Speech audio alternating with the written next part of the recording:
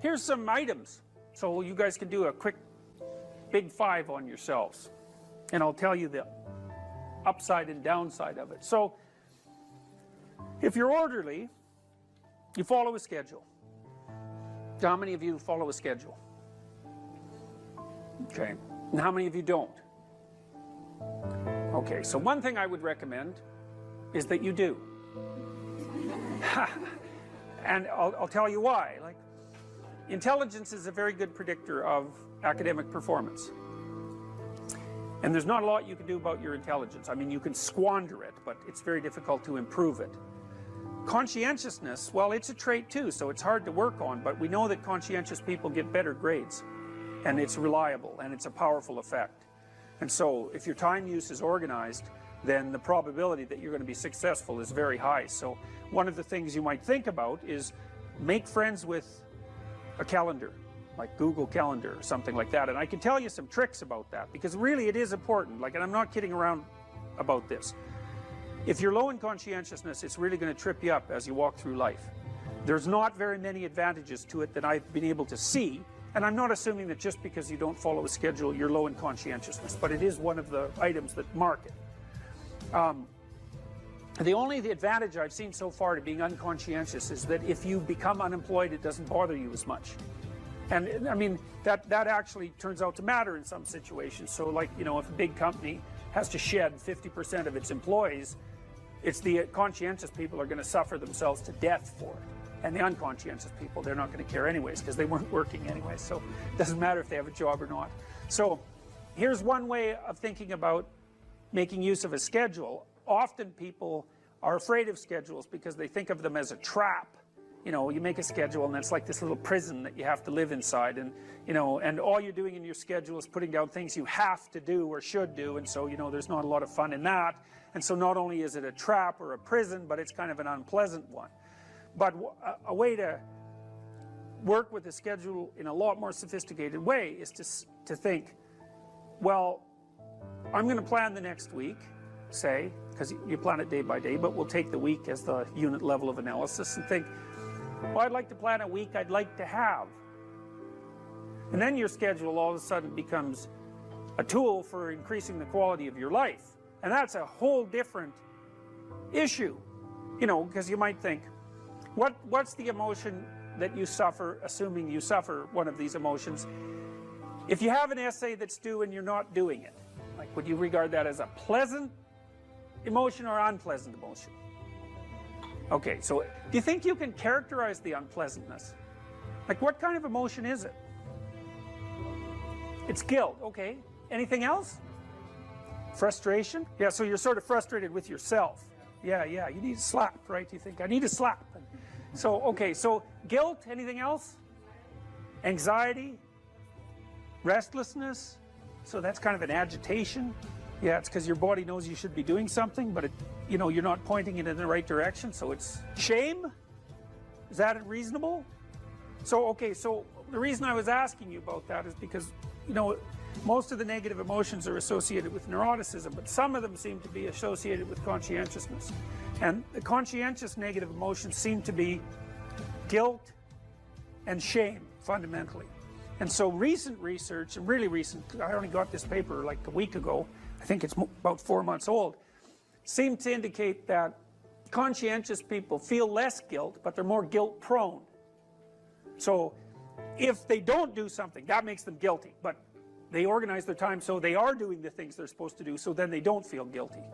So anyways, back to the schedule. So, all right, you think about your week and you think about your day, and you think, well, how would you improve the quality of a given day or a given week? Well, one of the ways of improving it is to not put yourself into the situation where there are things hanging over your head that you have to feel guilty and ashamed about, because that's a very unpleasant way of being. And you know, if you have an essay that's due in a week and you're procrastinating, then the fact that you have to do that essay can ruin the whole week. And even when you're doing something that's positive, hypothetically, it's kind of that horrible kind of positive that you experience when you know that you should be doing something else. And so that's when you end up watching YouTube videos about like dancing cats or something like that. You know, and it's at best it's a guilty pleasure. it's not a pleasure at all. You think, like, what the hell am I doing watching videos of dancing cats, you know? But then you know that you're procrastinating, and that's low quality, very low quality existence. So if you use your schedule, you can think, okay, well, here's some times that I'm going to do this work. And then you can also sort of ask yourself about that when you're designing your schedule. Because you don't want to design a schedule like you're Adolf Hitler telling yourself what to do, you know, because you're not going to comply with it then. What you have to do if you're going to design a schedule is you have to ask yourself, all right, I'm going to set aside some time to study over the next week or to do this essay or whatever it is. How much time would I actually spend studying? An hour or two a day might be a worthwhile thing to schedule in, and I would say don't schedule in more than that to begin with, because then you'll fail and then you'll stop using the schedule. And so the other thing you want to do is you want to schedule in things that you want to do, and then you want to look at the day or the week and you want to think, hey, that's a week I'd like to have. If I had a week like that, it would be good. You know, I'd be caught up so that all that negative emotion doesn't have to accrue. And I would have done a bunch of things that I'm interested in doing, and at the end of the week I'd be in better shape than I was at the beginning. And if you treat a schedule like that, so that what you're using it is to design the days and weeks that you want to have, instead of using it as this little, you know, jail that you have to put yourself in that you're not going to do anyways, then you can learn to use them. And that's one thing you can do to make yourself more industrious, more conscientious. Follow a schedule. I've told people to learn to use a schedule, and people often hate schedules because they act as their own tyrants, right? They say, well, you have to do this unpleasant thing, and then here's another unpleasant thing you have to do, and then you have to do this unpleasant thing, and you do that for about 3 days, and you think, to hell with this, I'm not doing that, you know, and you fall off the wagon. That isn't what you're supposed to do with a schedule. You're supposed to use it to design the days that you would like to have if you were taking care of yourself. And so some of that is, you know, you wake up in the morning and you think, here's 5 things I have to do that if I don't do, my life will be worse. It's like paying bills, for example, or taking out the garbage. It's like you have to do those because otherwise things degenerate. So you got to put some of those in the schedule, because otherwise tomorrow is worse than today, and that's a bad trajectory. But you also want to build in things, you know, you've got to act in some sense like you're dealing with a relatively recalcitrant 9-year-old. It's like, so, well, here's some things you have to do, but here's some things that if you do, you could reward yourself with. And if you get the balance there between obligation and reward right, then you'll find that you're motivated to do the things. And that's what you want to do. You want to do that so it's sustainable across days and weeks and months. And so you got to treat yourself like a good boss would treat a valued employee, and not like a tyrant would treat a slave, because the slave will rebel. And, you know, people say, well, I don't follow through on my plans. It's like, well, A, they're probably not very well formulated, and maybe you're doing them because of an external moral obligation or something. They're not really your plans, right? And B, you're acting like a tyrant and a slave, and that's a bad relationship to have with yourself. Treat other people as you would like to be treated. It works both ways. You also treat yourself like you treat other people properly. So that's a necessary thing, and often people don't do that. But the scheduling is really important.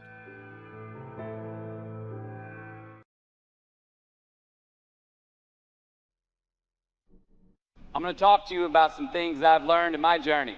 Most from experience, some of them I heard in passing, many of them I'm still practicing, but all of them I do believe are true. Life is not easy. It is not. Don't try to make it that way. Life's not fair. It never was. It isn't now, and it won't ever be. Do not fall into the trap, the entitlement trap, of feeling like you're a victim. You are not. Get over it. Get on with it. So the question that we've got to ask ourselves is what success is to us, what success is to you. Is it more money? That's fine. I got nothing against money. Maybe it's a healthy family. Maybe it's a happy marriage. Maybe it's to help others, to be famous, to be spiritually sound, to leave the world a little bit better place than you found it. Continue to ask yourself that question. Now, your answer may change over time, and that's fine. But do yourself this favor.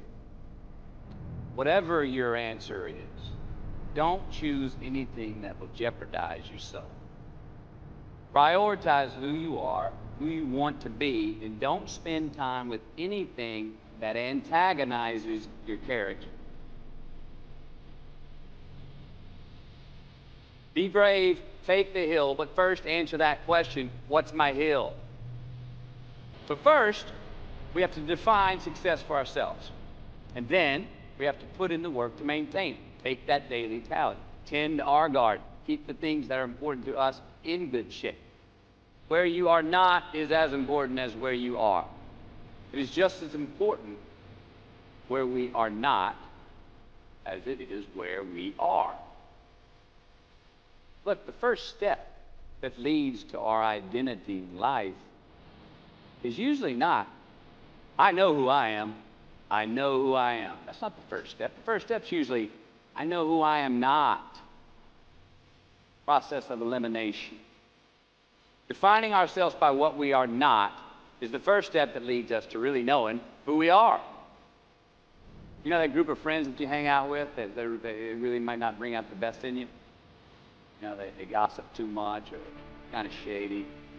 They really aren't going to be there for you in a pinch. Or how about that bar we keep going to that we always seem to have the worst hangover from?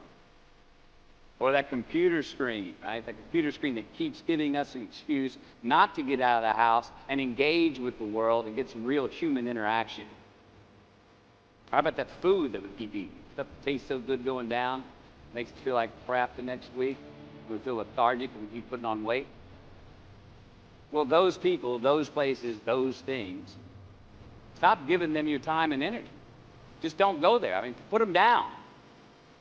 And when you do this, when you do put them down, you quit going there, and you quit giving them your time, you inadvertently find yourself spending more time and in more places that are healthy for you, that bring you more joy. Why?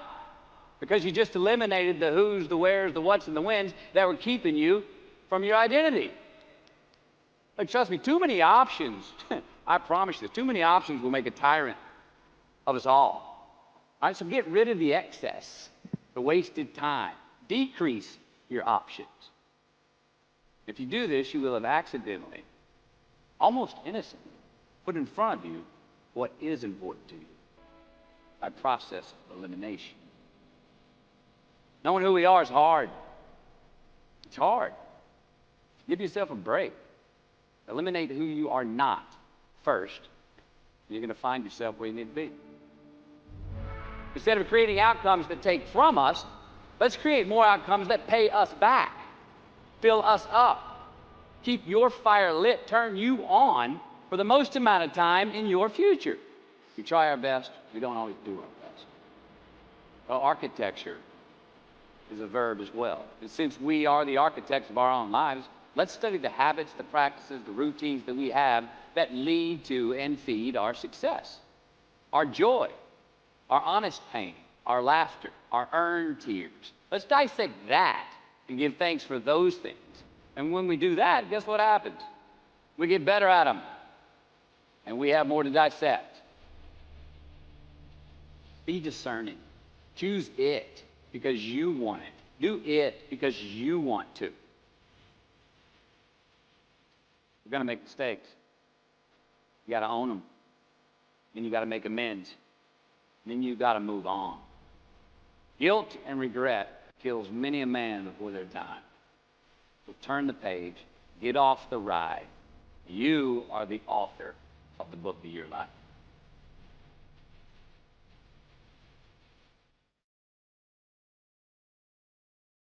But, you know, I had this crazy professor that I met at the University of Alberta when I was about 18.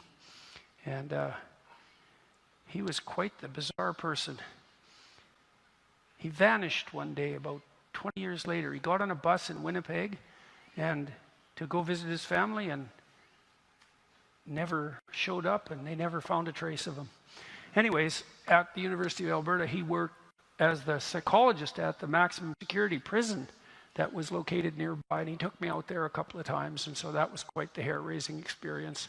And I met some pretty serious psychopaths in the Edmonton maximum security prison.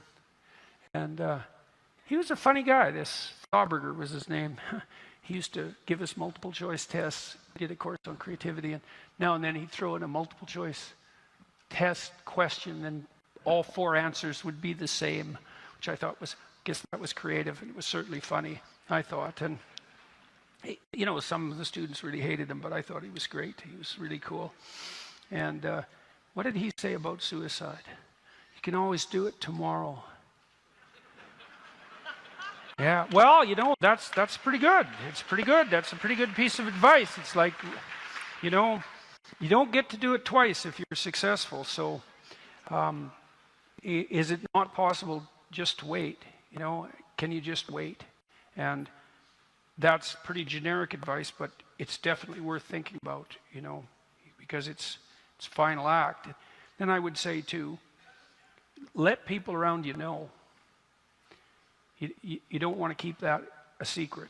And if you don't have anyone to tell, really it's time to go to the hospital and tell someone.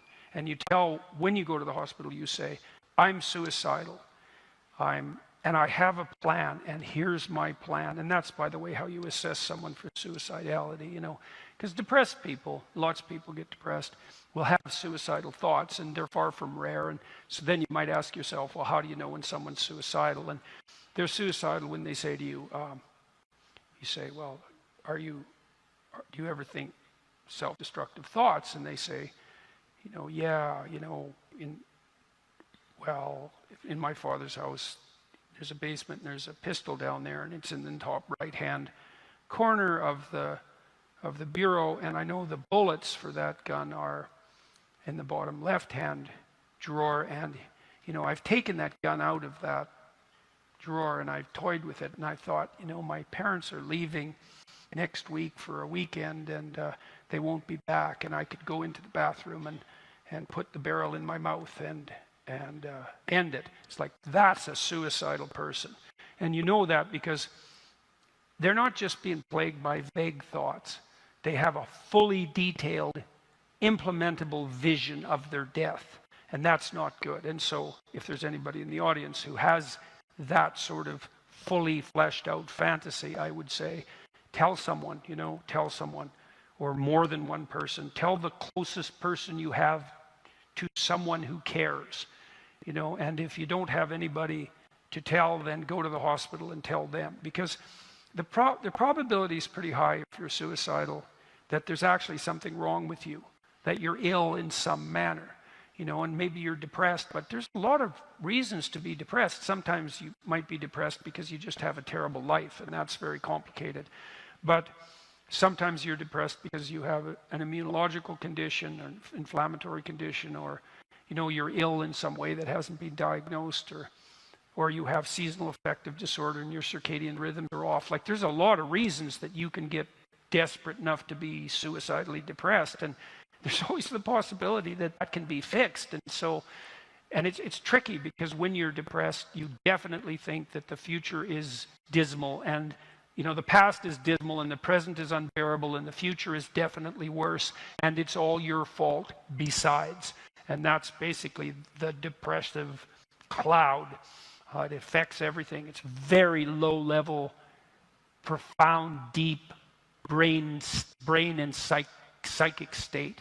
But it's generally rectifiable. And, you know, since you can always do it tomorrow, you might as well run the whole gamut of treatments before you make the final decision. So that's what I would tell people who are... Oh, and the other thing too, you got to understand too about suicide is that if there are people around you that love you, it's pretty likely that they'll never really recover. And so, you know, you might be thinking that if you took yourself out, you'd be doing the people around you a favor, but, and often people who are depressed, they really believe that. But, you know, I've had lots of clients who were pretty damn traumatized by a familial suicide, and they just torture themselves for the rest of their life thinking, you know, what if, well, I had one client, for example, her relative committed suicide an hour after she missed a phone call from him. It's like, how the hell do you recover from that, you know? Because you just think, well, you know, if I would have just been there, and then you can't talk to the person about it. There's no real way of rectifying that. You just live with that guilt, and it's a pretty damn awful thing. That's why most societies regard suicide as a crime, you know, because you leave an aftermath of catastrophic destruction in your wake, and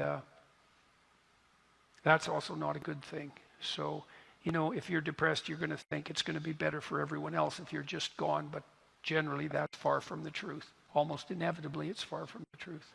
So those are some things you need to know on the suicide analysis and prevention front. There are people who are neurologically damaged, who have physiological reasons for difficulty in maintaining optimized attentional focus. You see that in people, for example, who have fetal alcohol syndrome. Most of the time, as far as I'm concerned, it's a rubbish diagnosis. Panksepp, the same neuroscientist that I talked to you about, who investigated play behavior in rats, also noted, this is quite fun, that if you deprive juvenile male rats of the opportunity to play boisterously, they become hyperactive. And also, if you deprive them of the opportunity to play optimally, their prefrontal cortices do not mature well.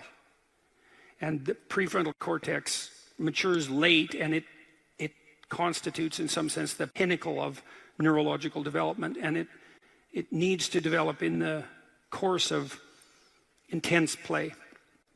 And then he noticed that if you administered hyperactive play-deprived rats amphetamine, Ritalin, that it would inhibit their frenetic playing. And that's pretty much what's happening in schools. So the schools are not well adapted to boys. I don't think they're particularly well adapted to girls either, by the way, but they're particularly not well adapted to boys. Boys aren't designed to sit still and be bored out of their skulls for 7 hours a day.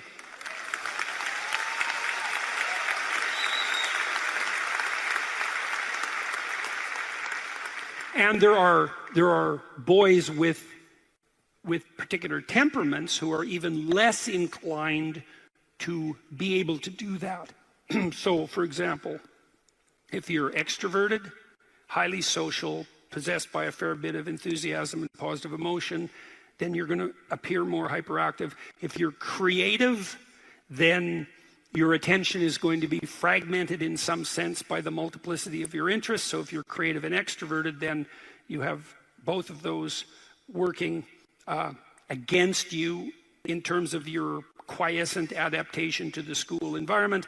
If you're disagreeable, which is also more likely if you're male, then you're quite likely to push back against what you see as stupid, arbitrary rules. And so we know perfectly well, for example, that attention deficit disorder overlaps with childhood conduct disorder and antisocial behavior. And I'm not saying that all children diagnosed with hyperactivity are conduct disordered. I'm saying that more aggressive boys tend to manifest symptoms that sometimes tilt them towards juvenile criminality and sometimes tilt them towards attention deficit disorder and hyperactivity. But it's partly their somewhat rebellious temperament. And so if you're disagreeable and extroverted and creative, then why wouldn't you be hyperactive? When amphetamines were first used to treat hyperactivity, the hypothesis was the following. Kids who are hyperactive or attention deficit disordered are of a different neurological type. Now, as I said, in rare circumstances, that's true. But absent evidence for neurological dysfunction, I would hesitate to make that presumption. The run-of-the-mill hyperactive boy,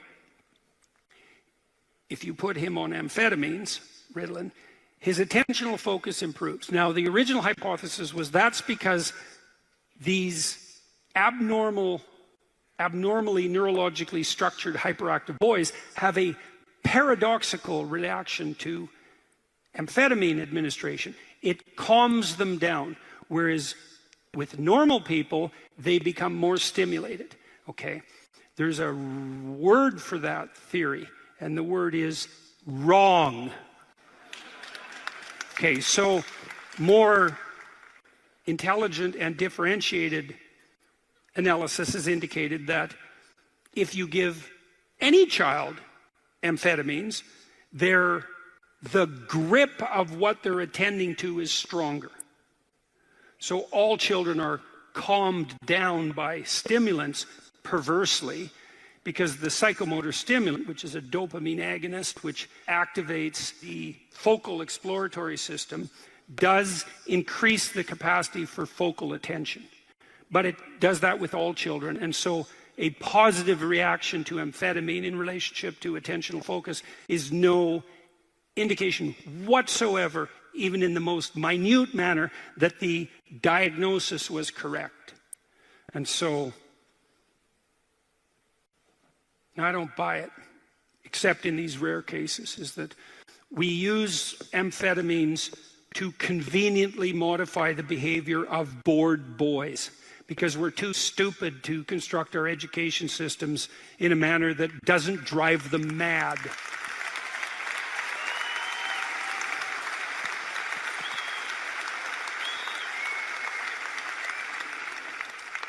Look, you know, normal university students take Ritalin like mad in university, because they learn that they can sustain attention. Whether that's productive or not in the long run is a whole different issue, but they can sustain attention with less effort if they use amphetamines. Now, that's a degenerating game, fundamentally, like most drug use. And I suppose if it's very carefully regulated and the doses are low, then the negative consequences are less dramatic. But I think the whole thing's just, it's a psychosocial fraud. It's a, what do they call that? When a system produces there's a name for a disease that's created by doctors. I can't remember it. What's the word? Iatrogenic? Iatrogenic? Yeah, that's right. Yeah, hyperactivity is an iatrogenic disease created by schools. Yeah, that's the case. So boys should play more, way more than they do, way more. They should play to the point of exhaustion in some sense every day. Really, really. They'll quit when they've had enough.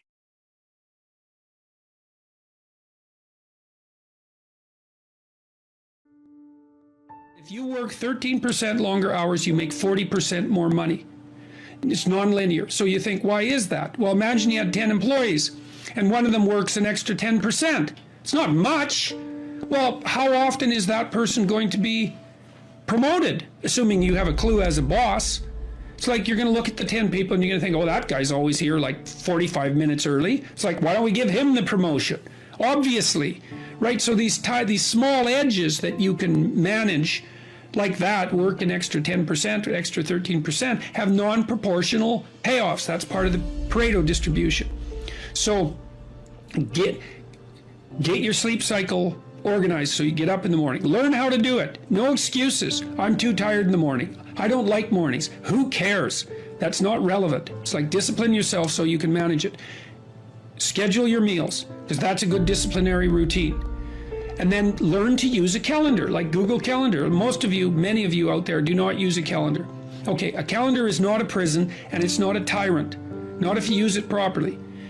A calendar keeps anxiety at bay.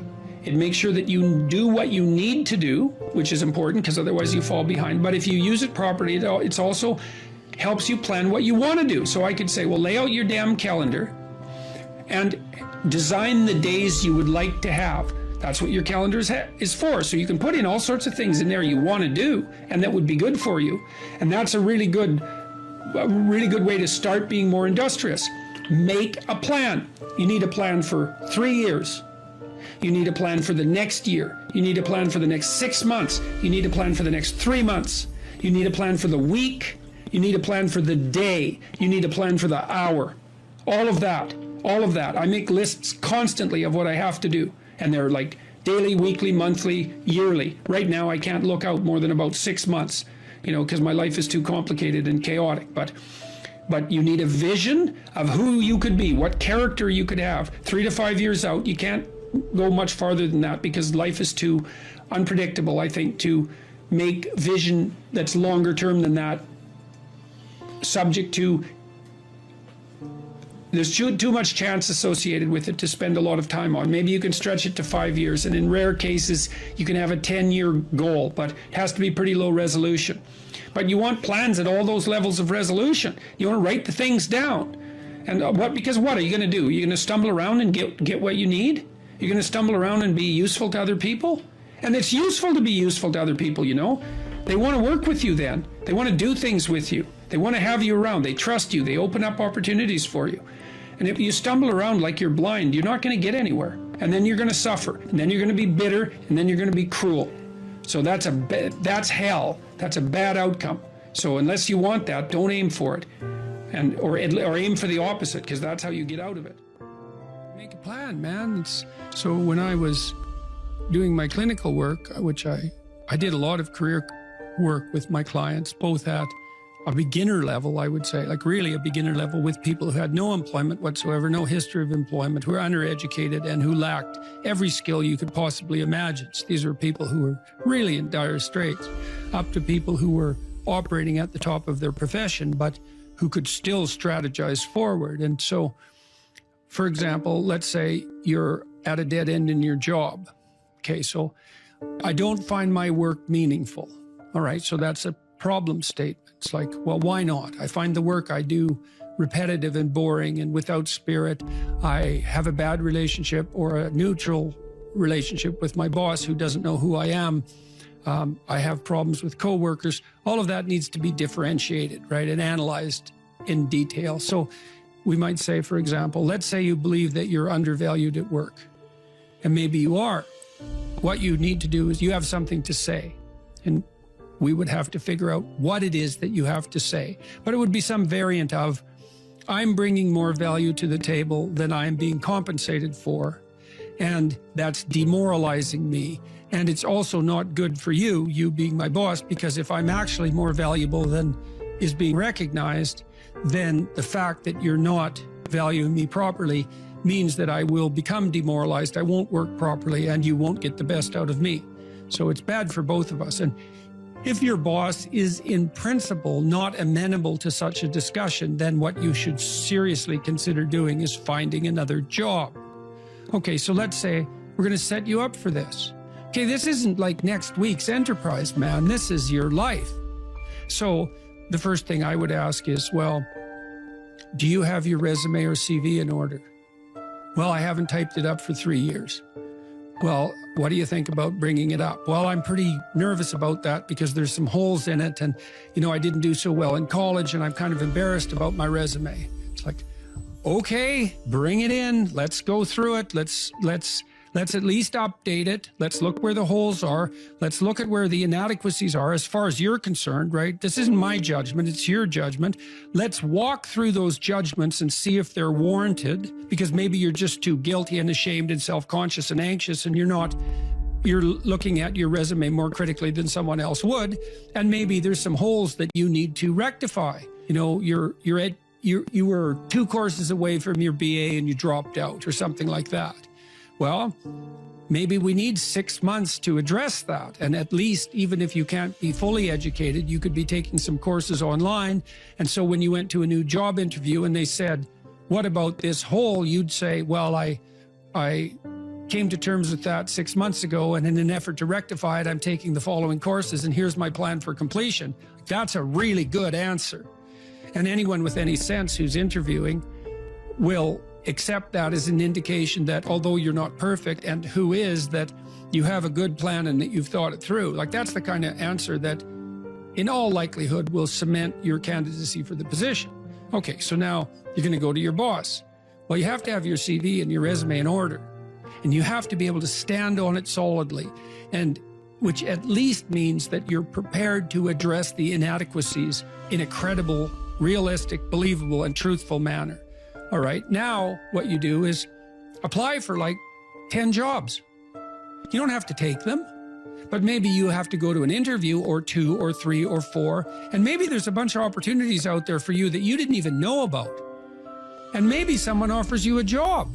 And so now you can go to your boss and say, here's the situation I'm in here at work.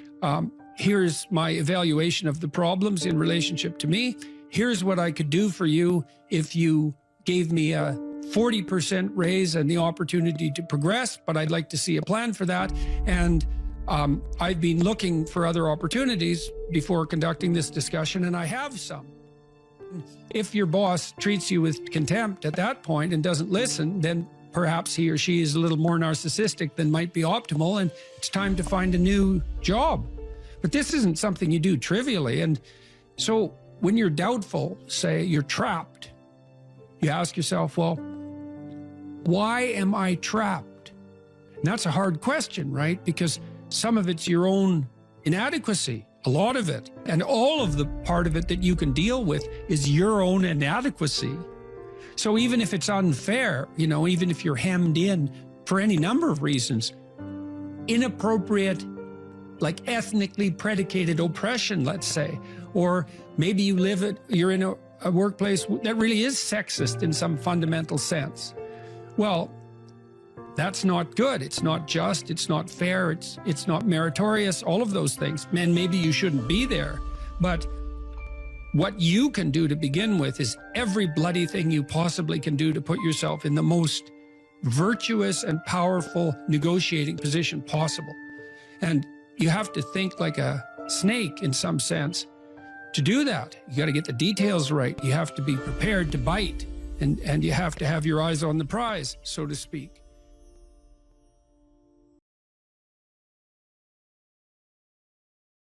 Well, this is the development of a vision. Now, you can construe consciousness as the implementer of the vision in the broadest sense. So what we really confront as human beings isn't a deterministic world that runs like clockwork, that the past pushes forward in an algorithmic or deterministic manner. That isn't how the world works. The way the world works is that we confront a horizon of possibility that's not predictable. It's somewhat predictable the way a musical piece is predictable.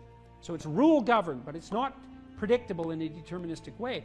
And it's full of possibility and potential. That's actually its nature. It's potential in its nature. And to maximize the quality of our interaction with that potential, we have to impose a vision on it and then pursue the vision.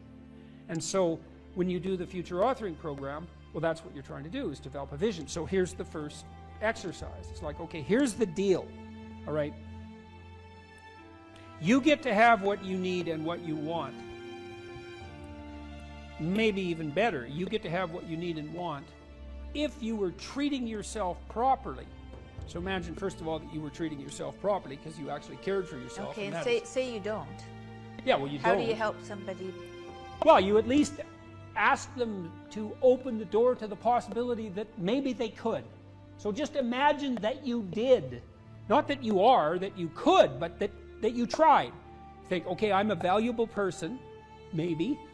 And if I was treating myself like I had intrinsic value, like if you were treating yourself like you were someone you loved, so you could imagine doing this for someone you actually cared about. Because most people care about someone that isn't them. So do you identify someone you care about? Well, you can, yes, you can, and say, because it does tell you, it's like, well, if you're not so good at caring for yourself, imagine someone you love and then pretend that you're bringing that attitude to bear on you with all your faults and inadequacies. I'm not being casual about this. It's hard for people to do this, right? Because we know our own flaws so deeply. It's hard for us to take care of ourselves. But imagine that you should take care of yourself and that you could and that you did. Just imagine that. So that's opening up at least the door, right? Yeah. And then you say, well, 5 years down the road, you get to have what you want and need. What is it? And so this is a deep question. So, because the question is this: your life is going to be difficult, and it's going to be marked by suffering and tragedy in all sorts of different ways. Disappointment and obstacle and betrayal and the whole panoply of human catastrophe, that's absolutely 100% definitely coming your way. Okay, so given that, and given that you want to live a life free of resentment and bitterness and premature aging and excess suffering, and that you don't want to be a burden to everyone around you, what would you have to make carrying that weight worthwhile? That's a hard question, you know. It's like, what justifies your suffering? That isn't how am I going to be happy. It's what justifies your suffering. Well, ask yourself. You get to have what you want. If you're taking care of yourself, what would it be? Okay, and so you write for 15 minutes about what your life might be like 5 years down the road if you got to have what you needed and wanted. And then we concretize it. You know, I had lots of clients and students who said, well, I don't know what to do with my life. What should I do with my life? And the first answer to that question is, that's not a very good question. Because it's like, what, do you want a one-line answer to what you should do with your life? Like, life is everything, and you want a one-line answer to everything. No. Bad question. You can imagine a desirable future, but it helps to particularize it. So one of the things you might ask is, where do people find meaning? And the answer is, well, in multiple places. Here's some places people typically find meaning. So if clients came to me and they were depressed, first of all, I'd try to find out, are you depressed?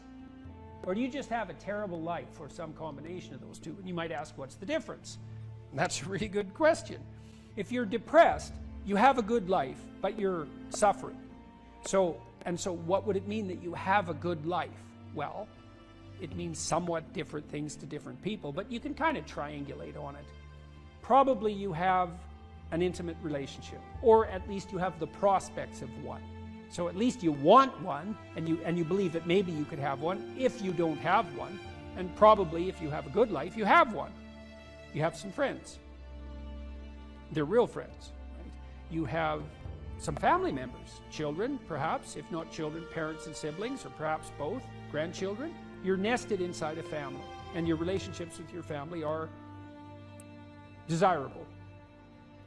You have a job or a career, and so if it's a job, well, then it's hard, and maybe you wouldn't have picked it as a vocation, but at least maybe you have good relationships with your coworkers, and you're doing something difficult, but that's actually socially productive and useful and generates an income. So that's not nothing. You're educated to the level of your intellectual capability, or you have plans to do so. You're taking care of yourself mentally and physically, and you have a strategy for dealing with the realm of signal temptation, drug and alcohol abuse and sexual misbehavior and that sort of thing. And then we've added one more recently, at least conceptually, that you've adopted a certain degree of civic responsibility, right? You're participating in the broader community in some manner. And if you're doing none of those, my life is meaningless. Are you doing any of these? No. Well, that's why it's meaningless. Those are the domains of meaning. If you're miserable and you have none of those things, the first thing to do, if you're a cognitive behavioral therapist with someone, is to say, well, how about we work on like one of these things to begin with? You know, you need some friends. You need to get out in the dating market. You need a job or a better job. You need an educational plan. Like, you don't have a life, so of course you're miserable, because without sustaining meaning, life is just tragedy. And so your lot is misery. And so anyways, we ask people to go through these 8 different domains and say, okay, you can have what you want, but you have to aim at it. Sin means to miss the mark, by the way. It means to miss the target. That's what takes you away from God, is to miss the target. What target? Yeah, right. What target? Right. You got to at least know there's a target, then you got to try to hit it. You know, and maybe you don't even know where the target is, but your aim isn't good, but at least you've set up a target now, and you can practice. And so, well, if you had an intimate relationship, what would it look like? If you had some friends, how would you like those friendships to be conducted? If you had a job or a career, what could it be if you had what you wanted? In the future authoring program, which is the one we've done the most research on, so if people do this for 90 minutes badly before they go to college, it'll decrease the probability they'll drop out in the first year by 50%. That's amazing. And it works particularly well for people who are most likely to drop out. So a lot of psychological interventions help the good performers do even better and don't help the bad performers that much. And why do you think it helps them more? Well, I think the good performers already have a bit of a vision and a plan, whereas the bad performers, they're really ambivalent about what they're doing because they don't have a plan. And we'll talk more about why this is so important. If you don't have a reason to do something, and then a reason not to do it comes up, well, then you just not do it, because not doing things is real easy. You can just sit there and not do things all day. Doing things takes effort, and so any resistance is likely to, it pushes back against you. And so going to college, it's like, well, why is that difficult? Well, you have to get up, you have to go to your classes, you have to do the assignments, you have to do the reading, you have to write the tests, you have to believe that this path is somehow better than any other path you could be on, and there's innumerable other paths, and that it's better in some fundamental sense than just doing nothing or playing games or being purely hedonic. So there's a lot of, because it's difficult, there's a lot of obstacles. And if you don't have a reason, well, why would you overcome the obstacles? And so what happens when you do the future authoring program is two things. Is first of all, you construe yourself as the sort of person who could have a reason, right? Who could make a vision and impose it on the world. And how do you do that? Well, and then second, you actually develop a vision. Okay, so the first thing the program asks you to do, and it's got a biblical element to it in some fundamental sense, although that wasn't so explicit when we first developed it, but I came to realize that later. There's a statement in the Gospels. Christ says to his followers, ask and you'll receive. Knock and the door will open. Seek and you'll find. And you listen to that and you think, no way, man, it can't be that easy. Well, it's that easy. Because let's think about what wanting means. You want something. You want to find, so you'll seek. How hard are you going to seek? You know, maybe you're after the Holy Grail, right? You're after the gold in the dragon's lair, or the jewel in the toad's head. You're after something that's guarded by some monstrous figure. You're going to seek? How committed to that are you? And there's a total commitment in that in a fundamental way. Is like you should be humble enough to be open to learning, to radical transformation, to the probability that you're really wrong if you're not finding what you're seeking, and the willingness to sacrifice virtually everything of lesser value for that goal. Otherwise, you do not want it. You did not ask. You are not seeking. You did not knock on the door.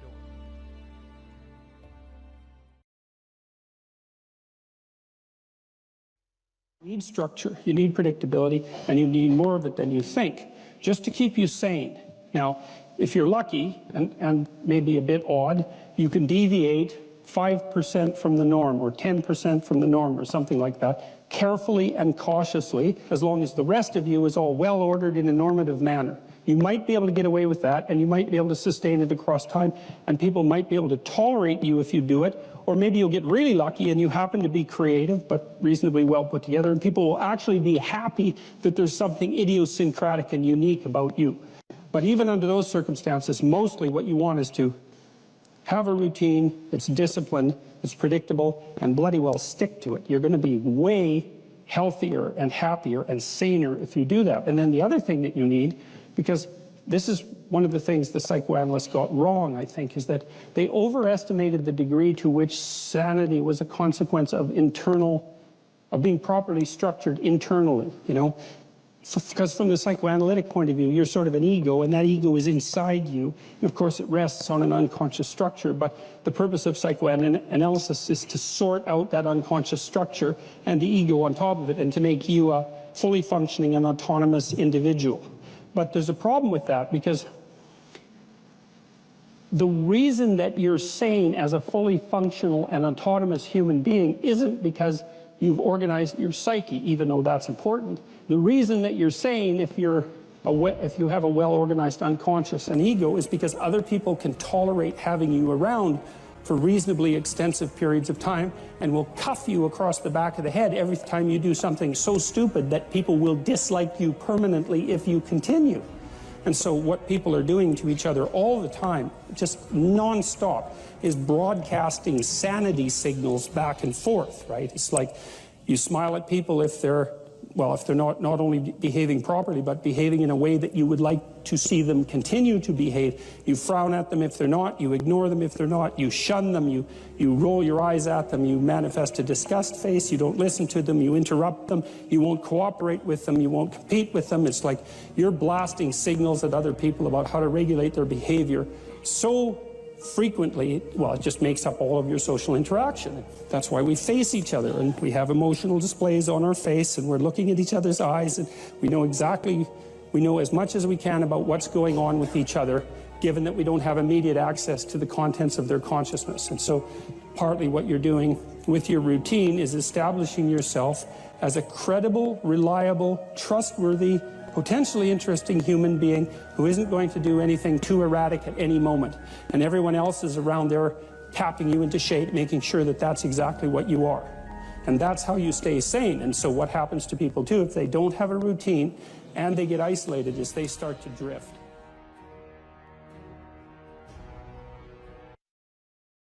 So there's this weird dynamic that's part of the existential system of ideas between human vulnerability, social judgment, both of which are major causes of suffering, and the failure of individuals to adopt the responsibility that they know they should adopt. It isn't merely that your fate depends on whether or not you get your act together and to what degree you decide that you're going to live out your own genuine being. It isn't only your fate. It's the fate of everyone that you're networked with. And so, you think, well, there's 9 billion, 7 billion people in the world. We're going to peak at about 9 billion, by the way, and then it'll decline rapidly. But 7 billion people in the world, and who are you? You're just one little dust mote among that 7 billion. And so it really doesn't matter what you do or don't do, but that's simply not the case. It's the wrong model, because you're at the center of a network. You're a node in a network. Of course, that's even more true now that we have social media. You'll know 1,000 people, at least, over the course of your life. And they'll know 1,000 people each, and that puts you one person away from 1,000,000, and two persons away from 1,000,000,000. And so that's how you're connected. And the things you do, they're like dropping a stone in a pond. The ripples move outward, and they affect things in ways that you can't fully comprehend. And it means that the things that you do and that you don't do are far more important than you think. And so if you act that way, of course, the terror of realizing that is that it actually starts to matter what you do. And you might say, well, that's better than living a meaningless existence. It's better for it to matter. But I mean, if you really ask yourself, would you be so sure if you had the choice? I can live with no responsibility whatsoever. The price I pay is that nothing matters. Or I can reverse it and everything matters. But I have to take the responsibility that's associated with that. It's not so obvious to me that people would take the meaningful path. When you say, well, nihilists suffer dreadfully because there's no meaning in their life, and they still suffer. Yeah, but the advantage is they have no responsibility. So that's the payoff, and I actually think that's the motivation. Say, well, I can't help being nihilistic. All my belief systems have collapsed. It's like, yeah, maybe. Maybe you've just allowed them to collapse because it's a hell of a lot easier than acting them out.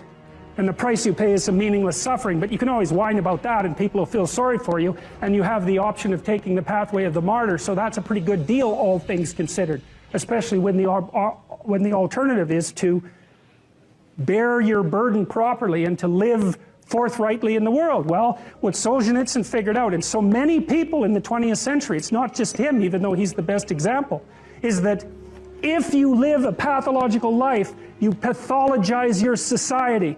And if enough people do that, then it's hell. Really, really. And you can read the Gulag Archipelago if you have the fortitude to do that, and you'll see exactly what hell is like. And then you can decide if that's a place you'd like to visit, or even more importantly, if it's a place you'd like to visit and take all your family and friends. Because that's what happened in the 20th century.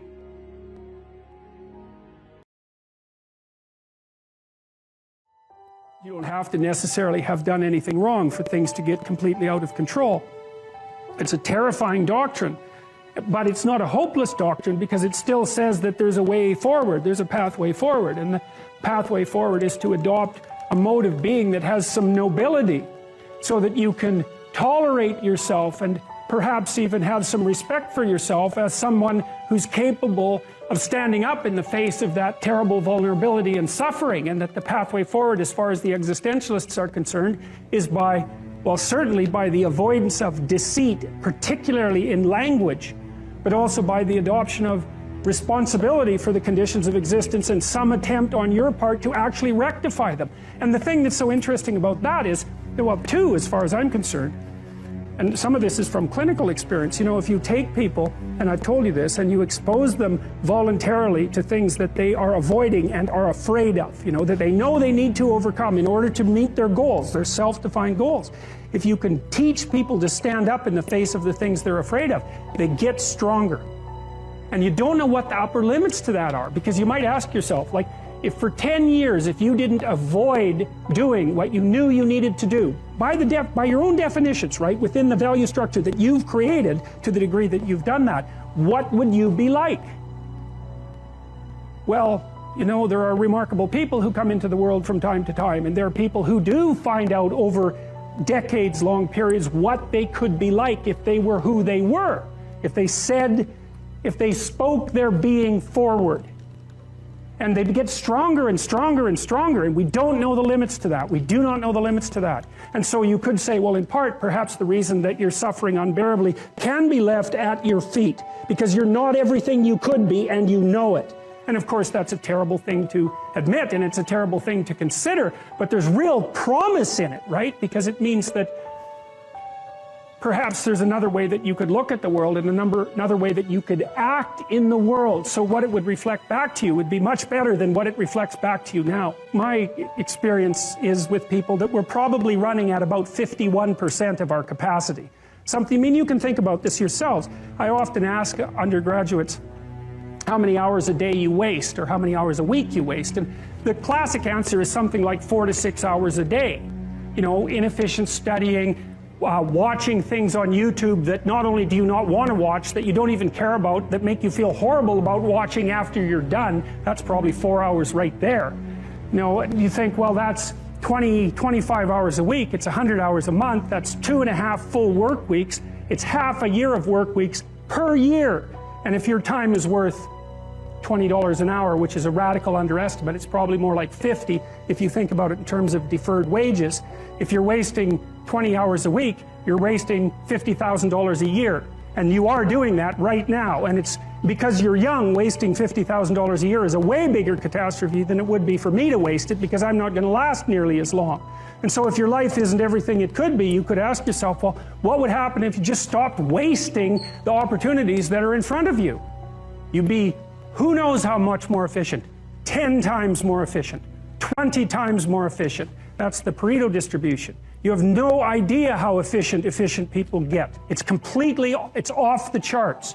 Well, and if we all got our act together collectively and stopped making things worse, because that's another thing people do all the time, not only do they not do what they should to make things better, they actively attempt to make things worse because they're spiteful or resentful or arrogant or deceitful or homicidal or genocidal, or all of those things all bundled together in an absolutely pathological package. If people stopped really, really trying just to make things worse, we have no idea how much better they would get just because of that.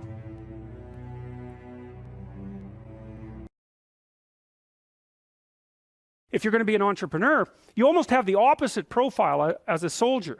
You're very high in openness, and you're lower in conscientiousness, or at least conscientiousness is irrelevant. And the reason for that seems to be that, like, if you're an orderly person and you like to follow procedures and rules, it's kind of hard for you to start a company, because when you first start a company or engage in any other creative process, because entrepreneurs turn out to be the same as artists, you kind of have to, you're not operating within a rule-governed structure. In fact, there may be many times where you have to break a small rule to move properly at a higher level of analysis. There's no algorithmic way of generating a new company, right? Obviously.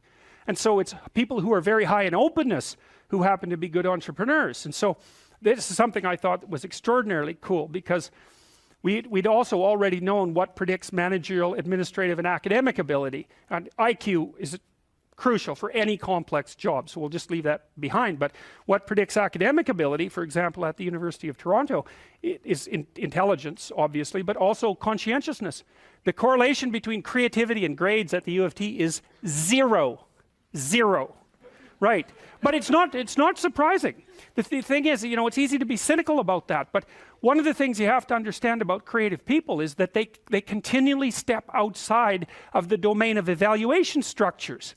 Right? Because if you're going to say you're going to evaluate the performance of 100 professors on their lecturing ability, well, you kind of have to measure what's common across all the professors in order to come up with the standards for evaluation.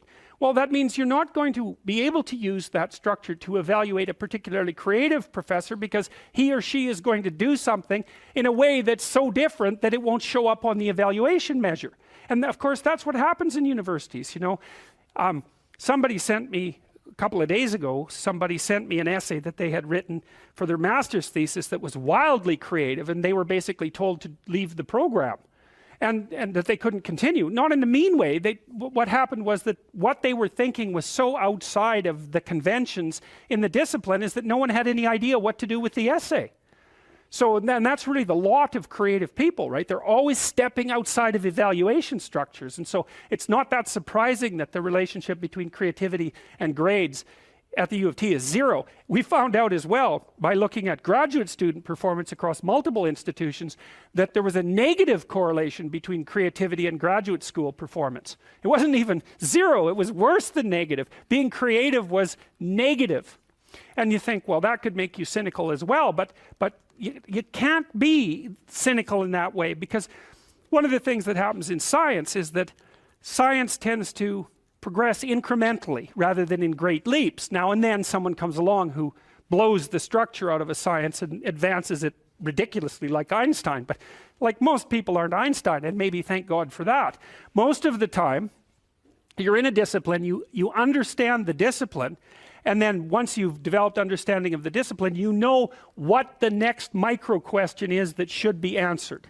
And part of the reason that science is so powerful is because it allows people who aren't genius level creatives to make real advances in the generation of knowledge, one tiny micro step at a time. It doesn't matter if there's 100,000 people doing it and each of them is making a micro step. Man, we're zipping along as fast as we possibly want to zip along. And so it turns out to be conscientiousness that's the excellent predictor of graduate student performance. That's the best predictor for law. It's the best predictor for managerial positions. It's the best predictor for administrative positions. Anything that has a structure of rules that needs to be applied, conscientiousness is a great predictor. So, but it's not good for predicting artistic ability or entrepreneurial ability. And that's also really important, because one of the things, this is partly why bureaucracies stultify.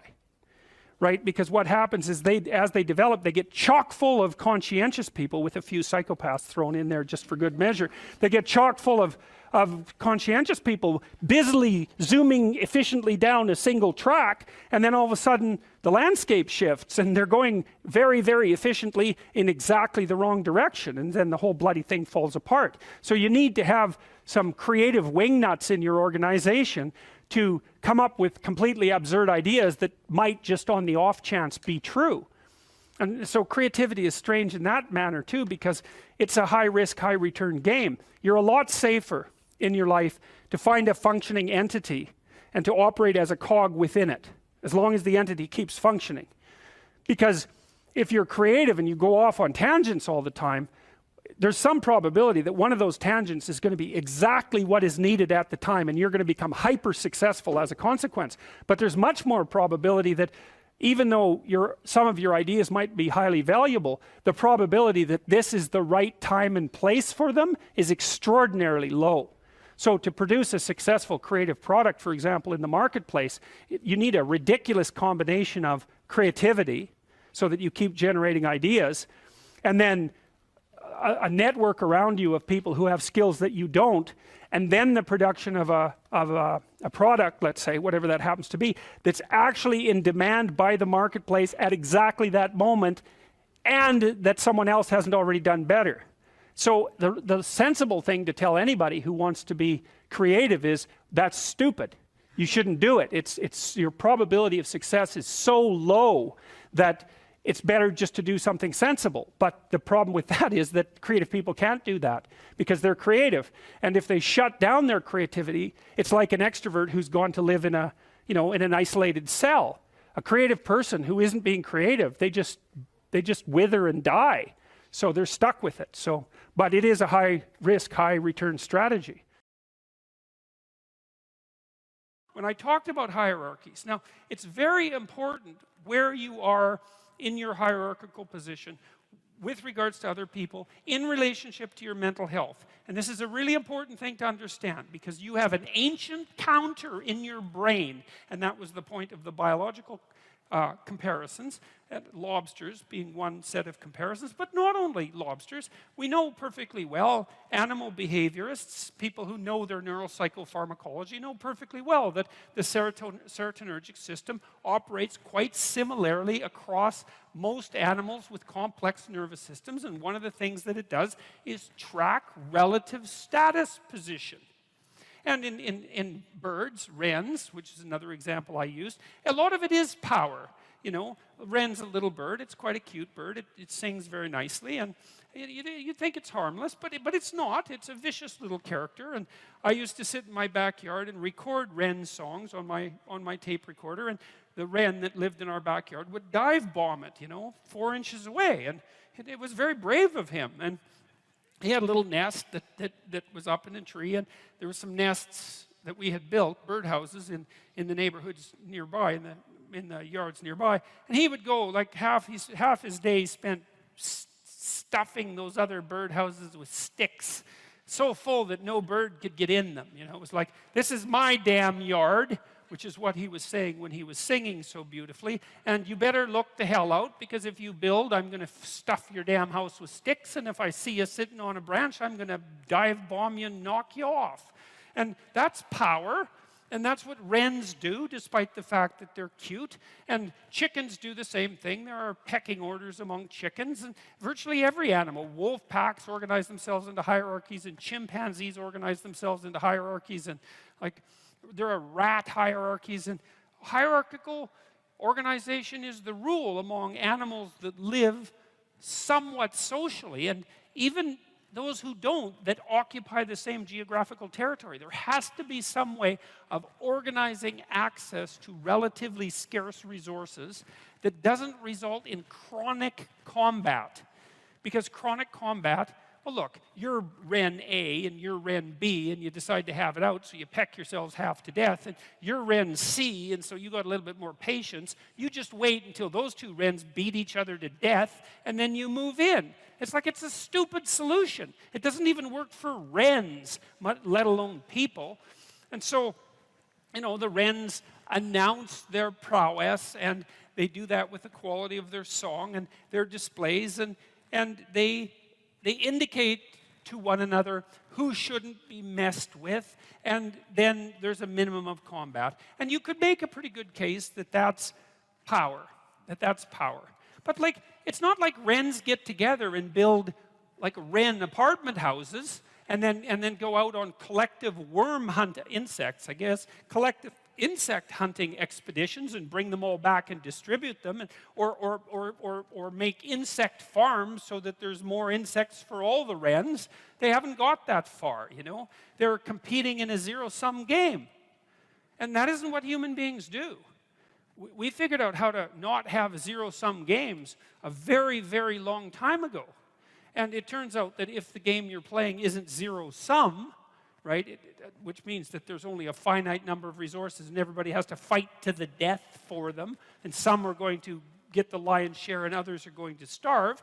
If you're not playing a zero-sum game, then you can learn to cooperate and compete in an intelligent and civilized manner, and all of a sudden, there's more than enough for everyone. Now, still, some people are going to have more than others, but there's nothing. How are you going to stop that? And do you want to? Do you want to only know what? Do you want to only be allowed to know what everyone else knows? You don't get to know anything that anyone else knows, because it's got to be equal. You want everyone to be exactly the same amount of attractive. and if you averaged attractiveness overall and you only allowed each person to be as attractive as the average person, there'd be not much attractiveness left in the world.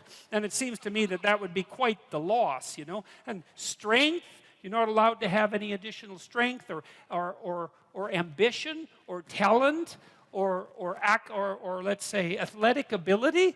It's like, or artistic ability. I mean, aren't we kind of happy that there's massive inequality in the distribution of talent?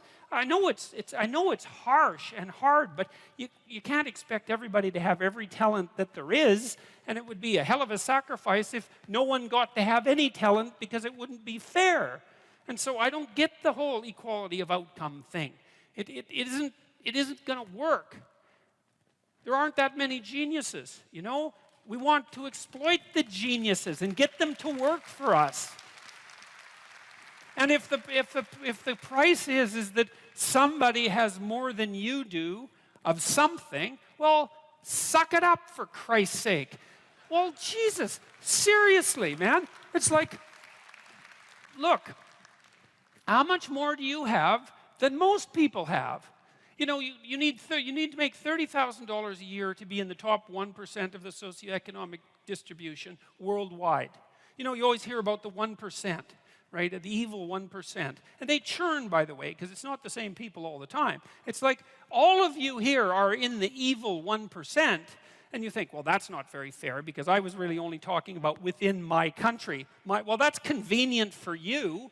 It makes it really, really convenient argument for you. It's like, well, all those other people, those foreigners, they don't count. If they're poor, who the hell cares? It's the Australians that matter, And so, no, that's a non-starter, And by historical standards, you're doing a hell of a lot better than the top 1%. I can tell you that. I read a nice article by a coalition called Human Progress the other day, and they were comparing the typical middle-class person who lives now with Rockefellers in the 1919s, and say, well, would you rather be a middle-class person now or Nelson Rockefeller in 1919?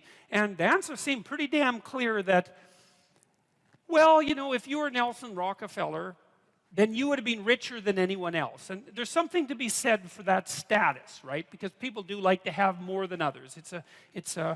I don't know if it's a good thing or not, but it is one of the things that we like. And so you'd have that. You'd be richer than everyone else. But there'd be all sorts of things that you have that Nelson Rockefeller wouldn't have had a hope of purchasing, like the antibiotics that he would have needed to stop his son from dying, for example, just as a start.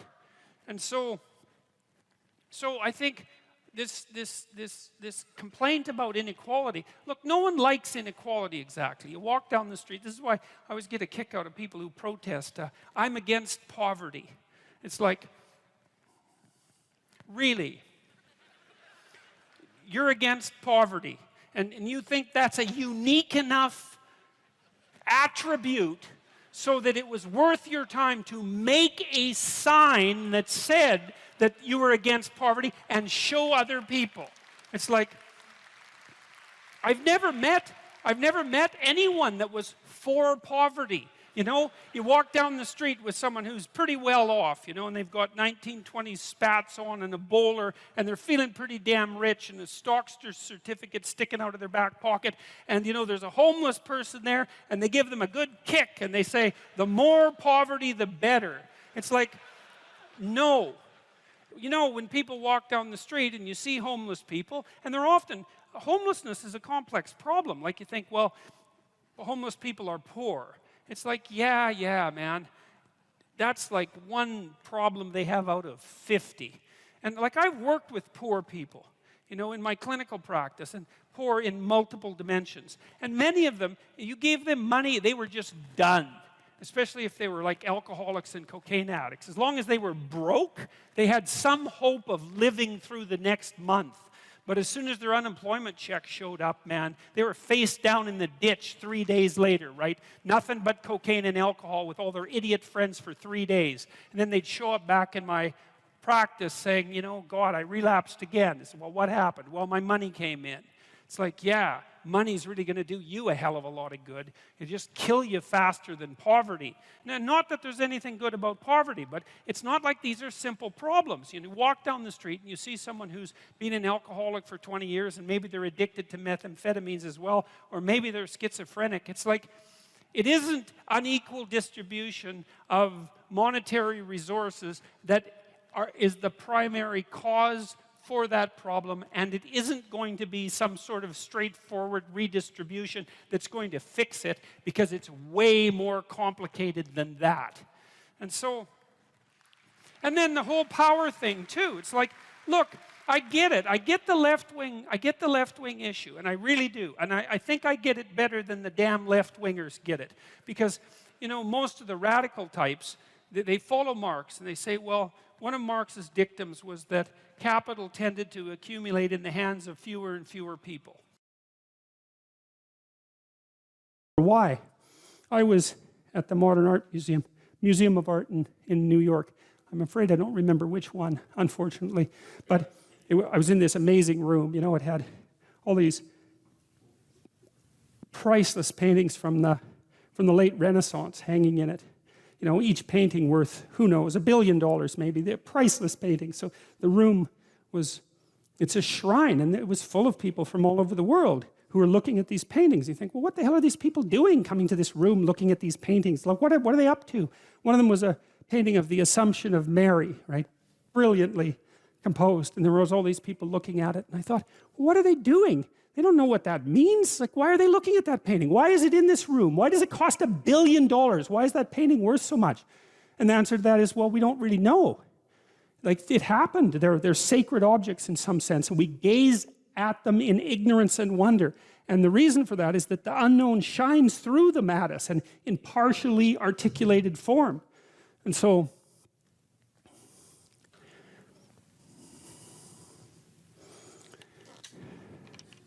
well, that's the role of art. And that's the role of artists, And real artists are contending with the unknown, right? And they're possessed by it. They have a personality trait, openness, that makes them do that. They can't even help it. And I've had lots of creative people in my clinical practice, and I can tell you the worst thing for creative people is to not be creative, because they just die. And because it's like maybe you're a tree with a few major branches, That's your personality. So if you're extroverted, man, you can't be cut off from people because you just wither. And if you're agreeable, you have to be in an intimate relationship or you die, And if you're conscientious, man, and you're unemployed, you're just going to eat yourself up, because you have to have a duty and you have to carry a load, because you just can't stand it otherwise. And open people have to be creative. They have to be, because otherwise they die. They don't have any vitality. And so they're cursed with the necessity of putting a foot out into the unknown and making sense of it. And then they're also cursed with the necessity of trying to make a living while they're doing that, which they can't, because you can't. It's almost impossible to monetize creative action, as many of you who are creative will no doubt find out. It's very, very frustrating. It's not that creative action is without value, right? Because the creative people are entrepreneurs, and the creative people revitalize cities, and the creative people make things magnificent and beautiful. You think about what's happened in Europe over the last 1,000 years, say 2,000 years, this amazing, unbelievable collaboration to make things so beautiful that they're jaw-dropping when you walk into them. And you think about the economic value of that, right? I mean, I think it's either France or Spain that's the most visited country in the world. It's one of those two. I think there's more tourists in France than there are people most of the time. And part of the reason for that is it's just so damn beautiful. You just can't stand it. And you think, what's the economic value of that? It's absolutely incalculable. And what's interesting too is that you build that beauty in, and then the farther away you get from it in time, the more valuable it becomes, right? Instead of decaying, it has exactly the opposite effect. Its value magnifies. And one of the things that I'm deeply ashamed of as a Canadian is that our sense of beauty is so underdeveloped. We're so primitive. It's not even primitive. That's the wrong word, because, I don't know what it is. It's second rate. It's second rate at least. It's terror too, because people are afraid of beauty. But the idea that art is... The conservatives really have a problem with this in particular, because conservative people tend not to be that creative. and it's a mystery by temperament. It's a mystery to me because they should be concerned with economic development, and beauty is so unbelievably crucial to economic development that it just yells out at you, you know. So anyway, so that's what artists are doing. And so one of the things I would say is buy a damn piece of art, you know. Find one that really speaks to you and buy a piece of art, because you invite that into your life, and it's a look out if you do it. If it's a real piece of art, because you'll also get a little introduction to the artist, and then that'll seep into your life, and that'll change things like mad. But it's unbelievably worth it, because it opens your eyes to the domain of the transcendent. That's the right way of thinking about it. A real piece of art is a window into the transcendent. That's what it is. And you need that in your life, because you're finite and limited and bounded, right, by your ignorance and your lack of knowing. And unless you can make a connection to the transcendent, then you don't have the strength to prevail. And that's part of the covenant. That's part of the covenant with God. And you can see that because you look at these magnificent cathedrals that our civilization built over the centuries. You know, some of those, they're still building this Sagrada Familia in Barcelona, right? And it's an amazing building. I think it's going to take them like 300 years to build that. You know, people in the Middle Ages, they'd start building a cathedral and they think, oh, we'll be done this in 300 years. You know, you imagine the vision that it took to invest in something like that. We look at quarterly reports. We can't think 300 years into the future to build something of that kind of remarkable, what? Those cathedrals are so, they're perfect, they're trees first, right? They're a forest, right? The Gothic cathedrals, they're a forest, and the sun is shining through the branches. That's the stained glass, and they're the perfect balance of light and structure, because they're representing something about the proper structure of being, which is something like the proper balance between light and structure. And they represent like the sacred tragedy of mankind. That's why they're in the shape of a cross, and they're open to the sky. That's why they have a dome, and they're full of gold so that it glitters, because that's like the city of God, you know. And you can see that integral to our culture is the idea that beauty is one pathway towards God. And it's saying, if you can't find another pathway, then why don't you use beauty? I'm sure most of you do that with music, because music is the one thing that modern people can't be cynical about. Thank God for that. And I've been fascinated by music because of that. It speaks meaning to people, right? Even nihilistic punk rockers are so damn engaged with their music that they can hardly stand it. And you can knock on them and say, look, you know, you're having a transcendent religious experience, and they'll just tell you to fuck off, because that's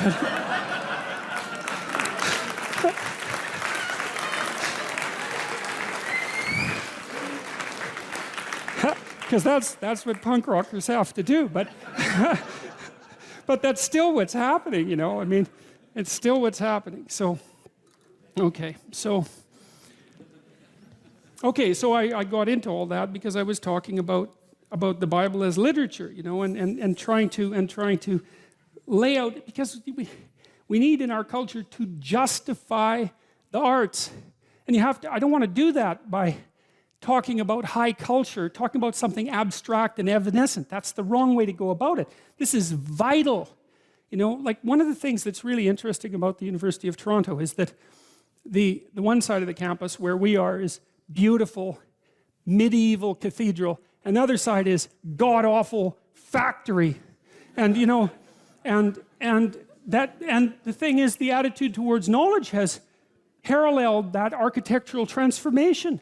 You know, at one point, the humanities, let's say, were a sacred endeavor, and so was the art of being educated in the university, and that's turned into, like, mass factory, and that's reflected in the architecture. This isn't accidental. None of this happens by random chance, you know. It's not like there's a conspiracy or anything, because there isn't, but that doesn't mean that these things aren't tangled together. And the loss of beauty in the universities is a catastrophe, because without that beauty, there's no call to higher being. You know, this is also why, you know, I've mentioned to people that they should clean up their rooms.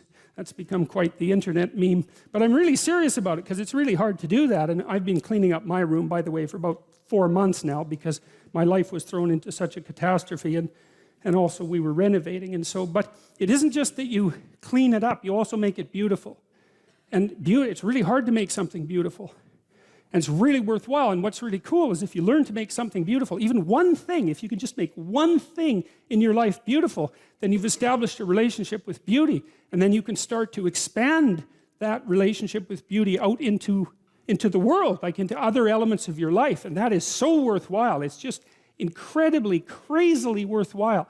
And that's an invitation to the divine. You know, you have to be daring to do that. And people are terrified of it. People are terrified of color. They paint their walls beige. They're terrified of art. They buy some mass-produced thing because they don't want anybody laughing at them for their lack of taste. And they would get laughed at because they have no taste. But you have to, well, it's right, because what do you know, right? You have to develop it. And so you're going to stumble along and make mistakes to begin with.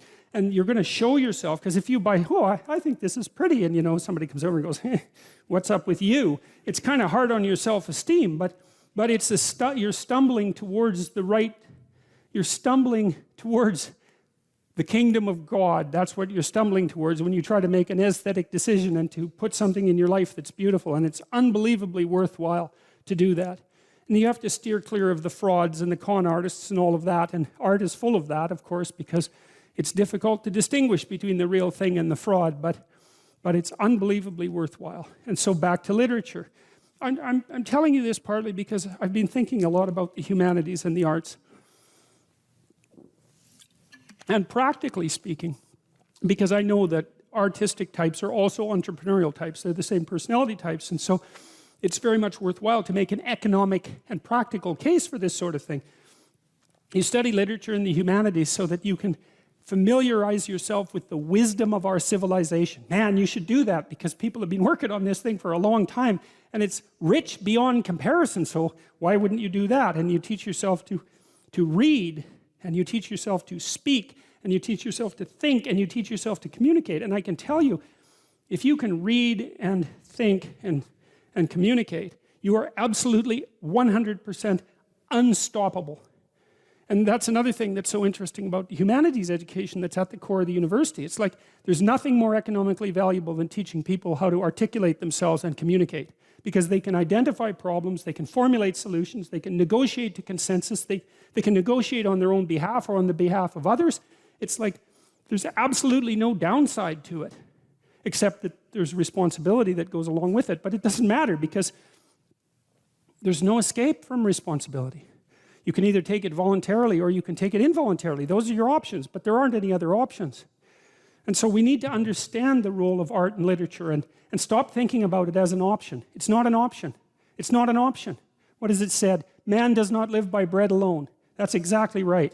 We live by beauty. We live by literature. We live by art. And literally, not metaphorically, we cannot live without it because life is too dismal and tragic in the absence of the sublime.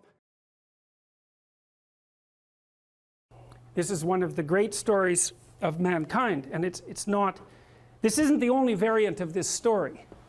There's many variants of it, but this variant is useful for our purposes. It's a story I stumbled across a long time ago. I'm going to tell you the second story first because I don't have the energy to tell you the first story. So this is a story that the ancient Egyptians predicated their society on. And to understand this story, the first thing you have to know is what the characters were. And these characters were gods. There's 4 of them. Although the Egyptians had far more than 4 gods. You might think of these as the central gods. And you might think, what is a central god? And then you might think, well, imagine that the gods compete for dominance across time in people's imaginations. And some gods win.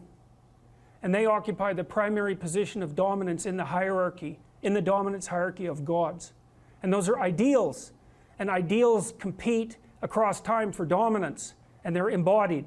And so when diverse tribal people come together, they throw all their gods into the ring and they fight across time, and something emerges as a victor. And that's the emergence of monotheism out of polytheism. And it parallels the development of a unified morality within each of us as we develop across time. And the God that emerges as dominant across time bears a substantial resemblance Imagine you have a set of gods in this locale that are competing across time and something emerges as dominant. And then over here you have another set of gods that compete across time for dominance and something emerges. You'll see major commonalities across the two things that emerge. And the reason for that is because the process of emergence that gives rise to both of them is similar in both situations. And that's part of what accounts for the cross-cultural similarity of high-order religious ideas. All right, anyways, you need to know the characters. Osiris. Osiris is the old king. He's Dumbledore for all intents and purposes. He's the old king. He's the spirit that established the Egyptian state when he was young. He was a great hero, but now he's old. And he's archaic and he's willfully blind. That's Osiris. He has a brother, Seth. Seth is Set. And Set is Satan, because the word Satan comes from the word Seth and Set via the Coptic Christians. So he's a precursor to the Western idea of Satan. You have Isis. Isis is queen of the underworld, and Isis was the goddess of a religious structure that prevailed across thousands and thousands of years. Isis. And you have Horus. Horus is a falcon. And the Egyptian eye, everyone knows that eye, right? The eye with the open pupil, that's Horus. And Horus is a falcon because falcons can see way better. They can see better than us. They can see better than anything else except for perhaps eagles. And they fly above everything. Zazu in the Lion King is Horus, right? And Mufasa is Osiris. And Scar is Seth. And there's no specific representation of Isis, but the closest there is in that story is probably the Queen of the Hyenas that's played by, who's the actress?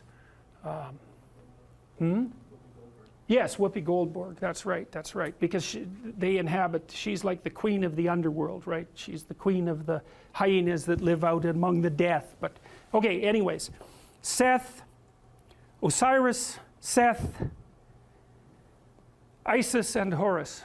Here's how the story goes.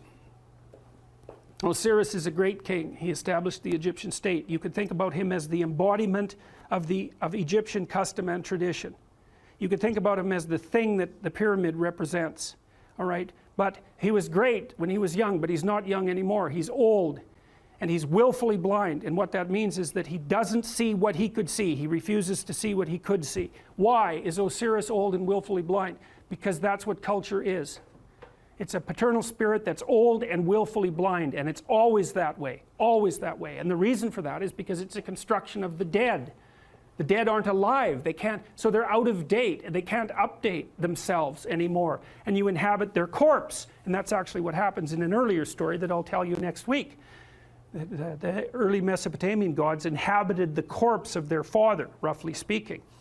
Anyway, so Osiris was great and when he was young, but he isn't young anymore. He's old and he's willfully blind. He won't look where he knows he should look. He doesn't have the energy, or maybe he doesn't have the spirit. His brother Seth is not a good guy.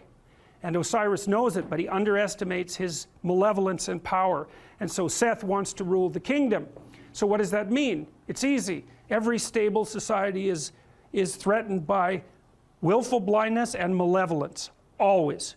Every bureaucracy has that proclivity to stagnate and to become blind. That's why corporations die all the time. That's why a Fortune 500 company only lasts 30 years.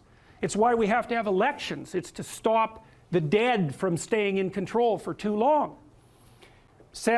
Osiris turns a blind eye to Seth. Seth is happy about that. Same thing happens in the Lion King, roughly speaking. Seth one day waits for Osiris to make a mistake and to be weak, and he attacks him and he chops him up into pieces. And he distributes the pieces across the entire Egyptian state. In fact, the Egyptians regarded their provinces as pieces of Osiris's body. Okay, so now you can't kill Osiris because he's a god. And why is he God? A god because he represents the spirit of structure. And there's always structure. It can't be destroyed. It always reconstitutes itself. It can be hurt and broken into pieces, which is exactly what happens to Osiris. Things fall apart. Why? Because they get old and because malevolence undermines them.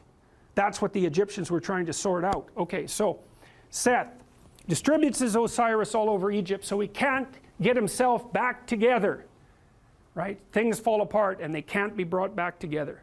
But the spirit of Osiris still lives in the pieces. So what happens? Order is demolished. What would you expect? Chaos emerges. That's Isis.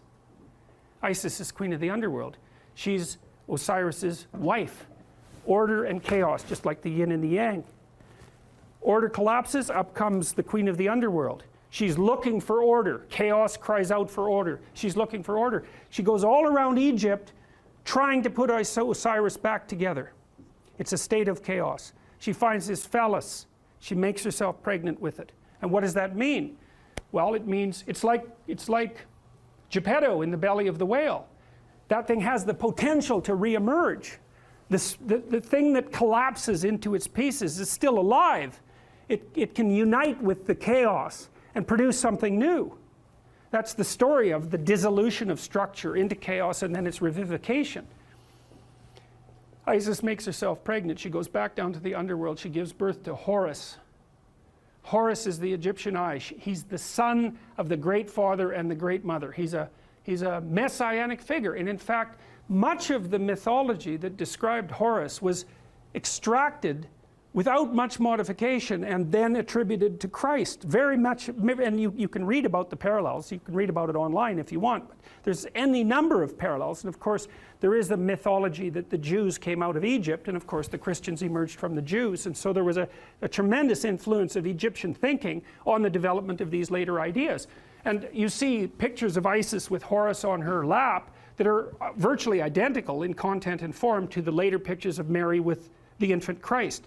And that's the holy mother of God in the hero. It's not a Christian motif. It's far deeper than a Christian motif. It's a human motif. So Isis, queen of the underworld, gives birth to Horus, and Horus grows up outside the kingdom. Why? In the underworld. Because that's what human beings do. You're alienated from your culture. Always. Why? It's old and dead and corrupt. And so that leaves you growing up in chaos. What would you call? Alienated from your fundamental culture. That's the story of adolescence. Horus grows up. He can see.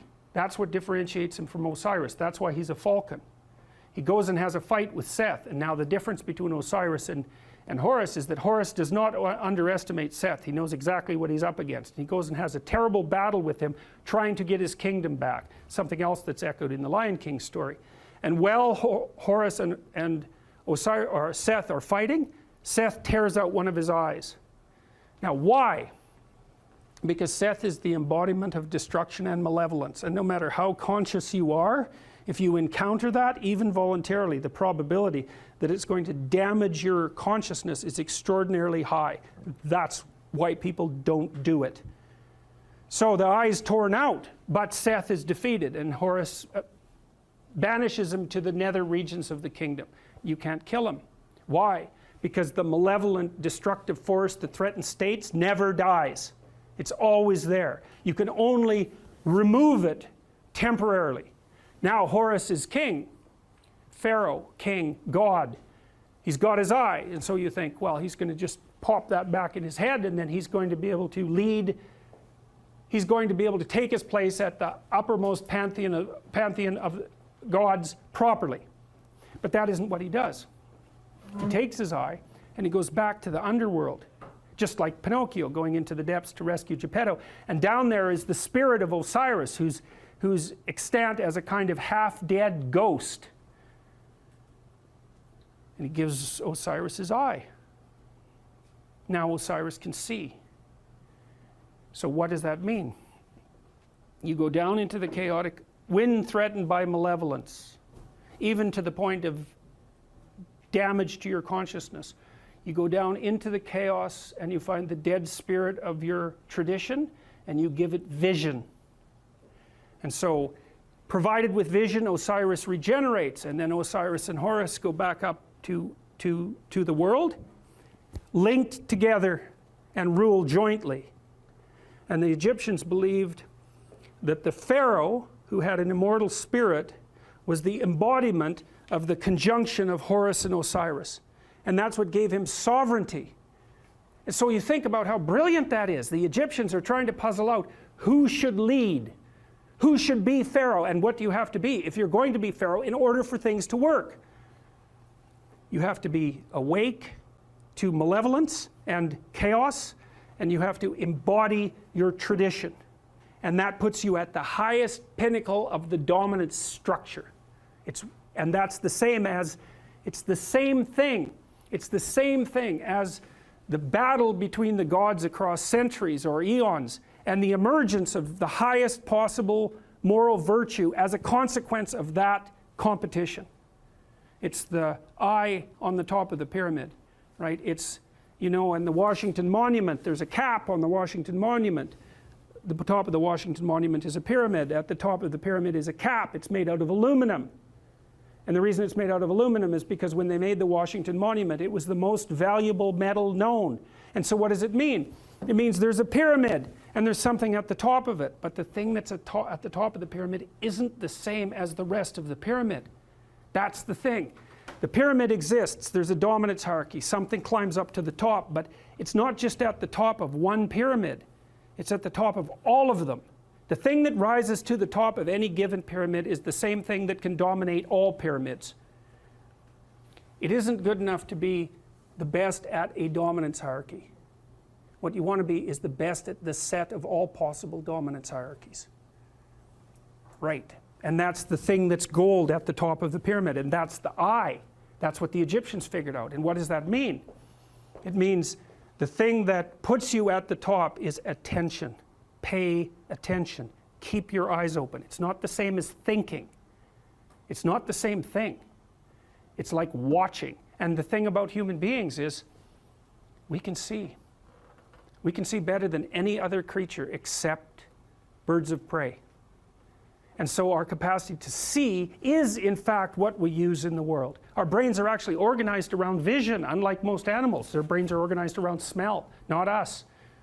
We can see. We stand upright so we can see a long distance. And in our ability to see is what saves us and what saves our communities.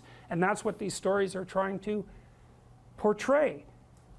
And you might say, well, why didn't people just say so? And the answer to that is because they didn't know.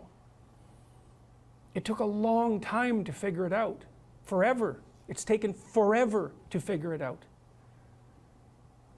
It's part of what I hoped when I wrote this book, and part of the reason that I'm teaching it is because it seems to me that it would be useful for everyone to actually understand this instead of just having it told as a story. It's like, that's great, man. Yes, you need the story.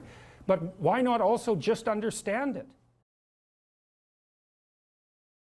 What would you estimate are the boundaries between self-care and selfishness? Well, that's a good follow-up question for what we've been just discussing. Well, the first thing we have to sort out there is, well, what do you mean by self? And people make memes about me because I'm always asking for word definitions. But, and it annoys people because they think, well, it's just, you know what that means. It's like, is God real? What do you mean by real? Well, you can't ask that. It's like, well, then you can't ask your question either. What do you mean real? Well, everyone understands that. It's like, really, we do we? We understand what's real. We've got that nailed down. What you're really asking is something like, here's what I am insisting that you regard as real, which is usually something like an objective materialism. Does God fit into that category? It's like, well, that's a completely different question than the one you asked. No, perhaps, is the answer to that question, but you didn't formulate the question reasonably, because when you formulate a question like, is God real? God's a mystery in that question, and so is real. And you don't get away with the axiomatic presupposition that you've got real nailed down and all we have to do now is mop up God. It's not reasonable. It's not acceptable in the least. It's just a trick, and it's not a very sophisticated trick. And so in this situation, selfishness versus self-care, well, I think really the issue there is the definition of self. So whatever the self is very complicated, because it's really what you are at your core. That's the question. That's unbelievably complicated. It's like, what the hell do you know about who you are at your core? I mean, human beings we have no idea what we are in the final analysis. And so Carl Jung wrote books on the self. He believed Christ was a symbol of the self. It's a very complicated idea. It takes a lot of unpacking. You could think about the self as what it is that has demands right now. And when people attempt to define themselves subjectively, which has become something to be insisted upon in our current culture, they usually mean something like, the ultimate self is the whim that possesses me now. And that's a dubious proposition. What the whim that possesses you now is more accurately conceptualized as a fragmentary self. You know, if you have a 2-year-old and the 2-year-old wants something and has a little tantrum in the grocery store because of it, the impulsive demand that possesses that child in that context is a fragmentary part of the child, but it in no means is reflective of the totality of that person. And then you might ask yourself, well, what's the totality? And well, as I said, that's a very complicated problem, but the totality of a person is certainly their iterations across time. It's at least that, right? Because there's a past you, and there's a present you, and there's a future you, and whatever you is in the final analysis is the aggregation of all of that across time. And maybe the aggregation of all of your manifestations in every social context as well. And then I could say, well, if you're taking care of yourself wisely, then you're taking all of that into account simultaneously. And then if that's selfishness, then that could be viewed as a positive good. But if you're subordinating that greater totality to the impulses of a momentary whim, which you've defined as the self, then that's a very bad idea. All that's going to do is cause trouble and make you unpopular. And so I don't believe there's any difference between service to the highest self and service to other people. I think those are the same thing. And we can think about that technically too. So there's a lot of other people and there's only one of you. And you're going to interact with people in a multitude of ways across your life. And you could imagine this, is that if you play fair in every interaction, or if everyone you interact with walks away from your interactions having gained, then everyone is going to line up to play with you. And so how is that going to be anything but good for you? How could anything possibly be better than that? Because you're outnumbered very badly. And so if all the people around you are inclined, because of the way you've conducted yourself, to facilitate your progress forward, why wouldn't that be the best thing for you that could possibly occur? And one of the things I've suggested to my audiences, and people seem to resonate with this quite deeply, is imagine yourself ill and bereft of capacity, suffering. You think, well, what might sustain you during such a time? This is the question that's posed in a marriage, for example, for better or for worse, let's say. And one answer is the fruits of the sacrifices that you offered in relationship to other people previously. And so what does that mean? Well, if you had been responsible and caring, mature, and self-sacrificing in the proper manner, and I don't mean martyrdom, like a nihilistic martyrdom or a resentful martyrdom, then you've stored up, to put it sort of coldly, social capital. And then people will be pleased to return the favor in times of desperation. And that way, if that was the case for all of us all of the time, then we'd be in a mutually sustaining web of interactions. And that's not exactly organizing your psyche, right, so that you can sail through suffering. It's more external. It's that you're storing up your sanity in the reciprocal goodwill that you've built up with other people. And to do that optimally, you do that in a spirit of something like playful love, if you do it optimally. And of course that's going to redound to your great benefit. But even better than that, it's going to redound to your great benefit in a way that's also simultaneously mutually beneficial to as many others as you're skillful enough to manage. This developmental psychologist named Jean Piaget. Piaget is a very interesting thinker. And he was motivated by, his life's goal was to reconcile science and religion. And modern analysts of Piaget generally regard him as a developmental psychologist.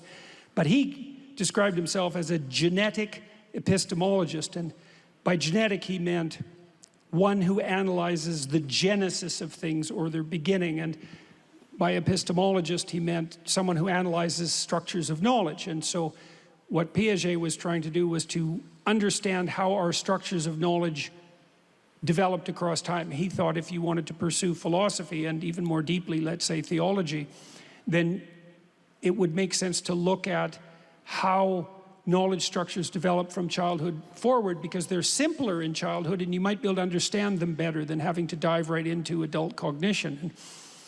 And he got a long ways on his enterprise. I think farther than people realize. He's a very sophisticated thinker. And he had this theory of equilibration, which is a lovely theory.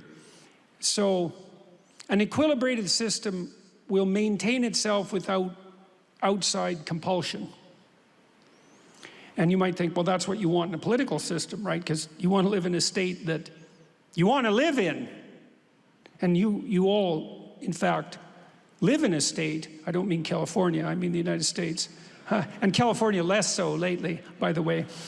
You want to live in a state where you don't have to be compelled. You want to be part of an organization that you've bought into voluntarily. And it's so interesting, because that's actually one of the criteria by which you could judge the value of a state. Does the state have to impose its dictates by force? Or does the state offer you a vision that you voluntarily accept and celebrate? And I would say your country has been very, very good at that. I mean, the American dream is not a dream that merely possesses Americans. Right? It's a dream that, in some sense, has been offered to the whole world. And I would say, you might ask, well, what's the evidence for that? And I would say, how about the fact that people want to move here? That constitutes the evidence. And even though this country is far from perfect, that's not exactly the issue. The issue is it less imperfect than the other offerings? And the answer to that is, well, do people want to move here? And if the answer to that is yes, then that's the evidence. And clearly they want to move here. And there are reasons for that. And the reason for that, in some sense, is because you're playing an equilibrated game. It's a game that will sustain itself without compulsion. And that's actually the definition of a game. So for Piaget, a game was a microcosm of the promised land. That's a good way of thinking about it, if you want to think about it theologically. So a game is an arrangement of vision shared by two or more players voluntarily. And so when two children decide to play a game together, maybe they decide to play house, the one child who's offering the game might say, do you want to play house? And the other child, say it's a boy and a girl, will say, yeah, I'd like to play house with you. And so then no force is required, because both are voluntary participants. And then the children develop a shared vision, which is the confines of the game, to play house. And then they run the simulation. And if they run the simulation properly, then they both find it engaging. And the engagement is a marker for the quality of the game. And the game expands their capacity to perceive and act with skill in relationship to an important life goal, right? Establishing a permanent relationship, because that's what you're practicing when you're playing house. And if that's done optimally, then it doesn't require compulsion. And if the two children are very good at doing that together, then they want to repeat it and continue to develop their skill, and that's what a friendship is. And that's not based on power, right? That's not based on a power relationship. That's so cool to know that, because, you know, the cynics say, well, it's all about power, and they usually say that because they want it to be all about power. But really, but that isn't the basis for stable human relations. Stable human relations are based on the construction of equilibrated states. And if your marriage is equilibrated, you both want to be in it. Now, I mean, there'll be times when you don't, and, you know, you need to abide by the fact that you've accepted some constraints so that, well, you're not equilibrated, you're not getting along, you don't just leave, right? You still fight it through and try to reestablish an equilibrated state. But the idea of equilibrated state is extraordinarily interesting, and it's a vision of paradise. And the proper vision of paradise is something like eternal play. That's a good way of thinking about it. And play is a better basis for the establishment of social relations than power, by any measure, by any multitude of measures. And so, properly selfish is an equilibrated state across multiple instantiations of games, across a very long period of time, in very many social contexts. And so, if you're serving that, that's enlightened selfishness, you could say. But it's identical with treating other people in the best possible manner. It's the same thing. And we know that, you know, we have an ethos, our culture is predicated on an ethos, which is treat your neighbor as you would like to be treated yourself, or maybe more, love thy neighbor as thyself. And that means to act towards your neighbor as if he or she is capable of producing a sequence of Jacob's ladder-like goals across time, and that you're of the same nature, and that will increase the probability that that direction will be the one that makes itself manifest. And that's definitely the case. I mean, I had people in my clinical practice who had become embittered and resentful. They're often naive people, and people generally start out naive, who'd been betrayed. You know, and they regarded their loss of naivety as an increment in wisdom. And you see this with cynical people, right? And they think, well, I was naive and I got burned, and that's not going to happen again. And it's like, fair enough, that actually is an increment in wisdom, but you're in the desert at that point, right? I mean, the naivety wasn't a virtue, and the collapse is a catastrophe, but the place you end up with is not positive. But you're not going to say, well, I'm not going to drop my cynicism and go back to being naive, because that would actually be a reversal of the acquisition of knowledge. Plus, you know, what they say, once burned, twice shy. So then, well, what's the alternative to the cynicism that's induced by malevolence? And the answer to that is something like, it's something like courageous trust. So imagine that you want to bring the best out of people, even though now you know that there's plenty of the worst there too. And the answer is, well, the question is, how do you do that? And the answer doesn't seem to be by facing everyone with a pervading spirit of distrust and bitterness. That just doesn't seem to work. And you might think, well, that's justified because I've been burned multiple times. Why wouldn't I do that? And the answer has to be something like, because you have the courage not to. Right? If you're not going to fall back into a foolish naivety and not allow yourself to be twisted into nihilism by bitterness, then your option is something like, well, I know perfectly well that you're full of snakes, but I'm going to extend my hand anyway, based on the faith that if you have the courage to do that, that the being that you will call out of the other person is thereby rendered most likely to be of the upward stumbling type.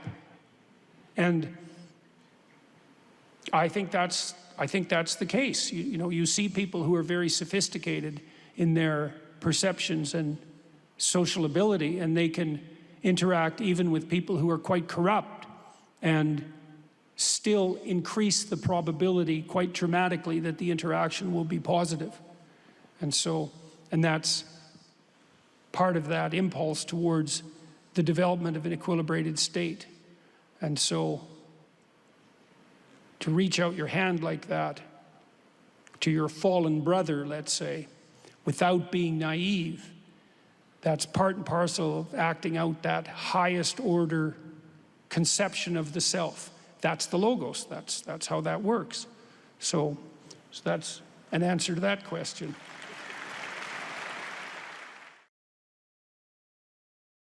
Well, this is a strange one. I don't know about you people from Sydney. So it's from Kathy Newman, which strikes me as somewhat unlikely. And it's got 164 upvotes, which is quite a few upvotes. It hurt when you destroyed me on ABC. Now, I don't know if that's referring to last night or so many months ago, but I've enrolled in university to get my facts right. Yeah, well, that probably won't work.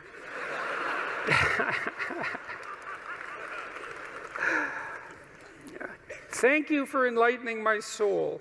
The burns are still healing. Yeah, well, it's not exactly a question. It's four sentences that are quite the strange combination. I would say something about the burns are still healing. You know, I mean, Nietzsche said that you could tell much about a man's character by how much truth he could tolerate, which is very interesting. You know, there's an idea in the great Western tradition that the truth is the way and the path of life, and that no one comes to the Father except through the truth. And I believe that to be the case, because I don't think that you can manifest who you are without the truth. And so I think it's literally and metaphorically truth, that the pathway to who you could be if you were completely who you were is through the truth. And I would say, and so the truth does set you free, but the problem is that it destroys everything that isn't worthy in you as it sets you free, and that's a process of burning. And it's painful, because you cling to what you shouldn't be, partly out of pride and partly out of ignorance and partly out of laziness, and so then you encounter something true, and you all know this perfectly well, because when was the last time that you learned something important that wasn't a blow of some sort, you know? And it's often you look back at your life and you think, oh God, I really learned something there. I wouldn't want to do that again, but it really changed my life. I mean, sometimes it can really destroy you, you know, an encounter with the truth, and you never really recover. But now and then something comes along and straightens you out, and a lot of you has to go. A lot of you has to burn away, you know, and I suppose in some sense the idea is that everything about you that isn't worthy is to be put into the flames. And that's another reason to be not so casual about claiming what you believe, because it isn't something that you undertake without due caution. You know, I learned when I was a kid, about 25 or so, a little older than a kid, that almost everything that I said was one form of lie or another. And I wasn't any worse, I would say, than the people that I was associating with, or any better. And the lies were manifold, you know. They were attempts to win arguments for the sake of winning the argument. That might be one. Attempts to indicate my intellectual prowess when there were competitions of that sort, maybe just the sheer pleasure of engaging in an intellectual argument and winning, my inability to distinguish between ideas that I had read and incorporated because I had read but hadn't realized that I hadn't yet earned the right to use, all of that. And, you know, I had this experience that lasted a long time. Well, I would say it's really never gone away. And I think this was the awakening of my conscience, essentially. And I didn't realize this until much later when I was reading Socrates' Apology. This voice, for lack of a better word, made itself manifest inside me, and it said every time I said something that wasn't true, and that's usually what it said. That's not true. You don't believe that. Or there was a sensation that was associated with it. I don't think this is that uncommon, you know. I asked my psychology classes for many years in a row if they had an experience, that they had a voice in their head, let's say, it's a metaphor, or a feeling that communicated to them when they were about to do something wrong. And it was universally the case that people agreed with one of those statements or another. And the other thing I would ask is, well, do you always listen to it? And of course the answer to that was definitely no. But that's also very interesting, you know, that you can have this faculty, this conscience. This seems to me to be very tightly associated with the idea of free will, is that you can have this internal voice, this daemon, the root word for democracy. Oh yes, I didn't finish that story. So yes, well, it's important. Well, so Socrates' daemon told him it was his moral guide. And democracy appears to be predicated on the idea that the polity will function if people attend to their consciences. That's the overlap of those conceptualizations. And well, first of all, I think that's the case, you know, and it makes a certain amount of logical sense. I mean, if we assume that the political state is something like the emergent consequence of the decisions of all its citizens, we would assume that the wiser the decisions of the citizens, the more upright and functional the state. I can't see how it could be any other way. And perhaps those who are the most upright, who listen to their consciences more carefully, even play a disproportionately powerful role. It's certainly possible. So, anyways, back to truth. Well, you know, I learned that so much of what I was doing was false. And I think I learned this. See, there was a reason that this came to me so clearly. I was trying to understand why people did terrible things. And I was really concentrating on the terrible, terrible things that people do. And I was interested in Auschwitz, for example, and not as a political phenomenon, but as a psychological phenomenon. I was curious about how you could be an Auschwitz guard. And I wasn't really curious about how you could be one, because, well, you could be one, of course. I was more curious about how I could be one, being such a good person as I thought I was. But I also knew that many people did many terrible things during the 20th century, and the idea that I was somehow better than them, or that I should assume a priori that I was better than them, and that I wouldn't have made the same choices or worse had I been in the same situation, was a very, very, very dangerous supposition. And in fact, a sufficiently dangerous supposition to bring about the very danger that I assumed was worth avoiding. I had this idea, you know, that what had happened, especially in Nazi Germany, but also in the Soviet Union, shouldn't happen again.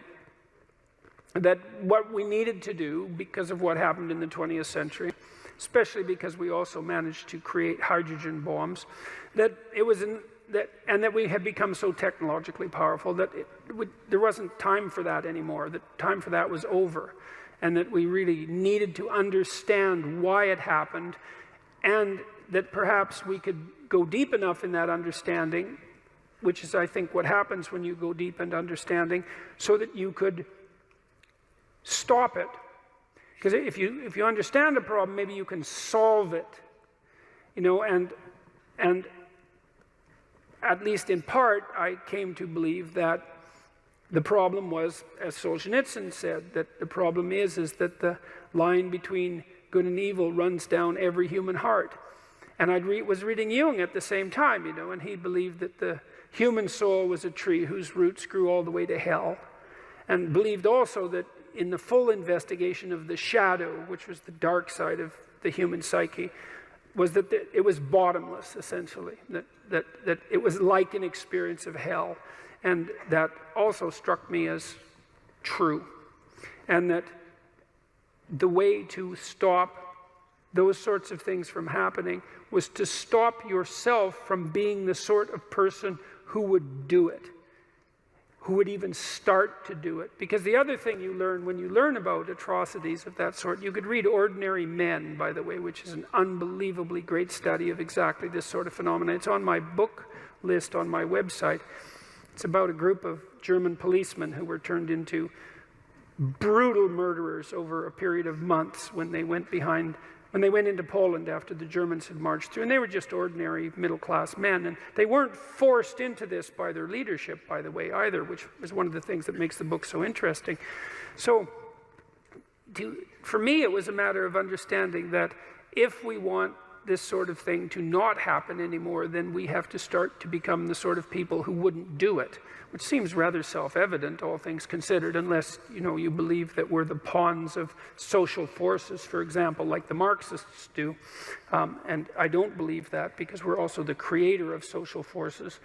And we're also capable of standing up to social forces, because I would say the individual is more powerful than the social force, all things considered, interestingly enough, that the way to stop such things from happening, the way to remember properly, is to understand that you could do it,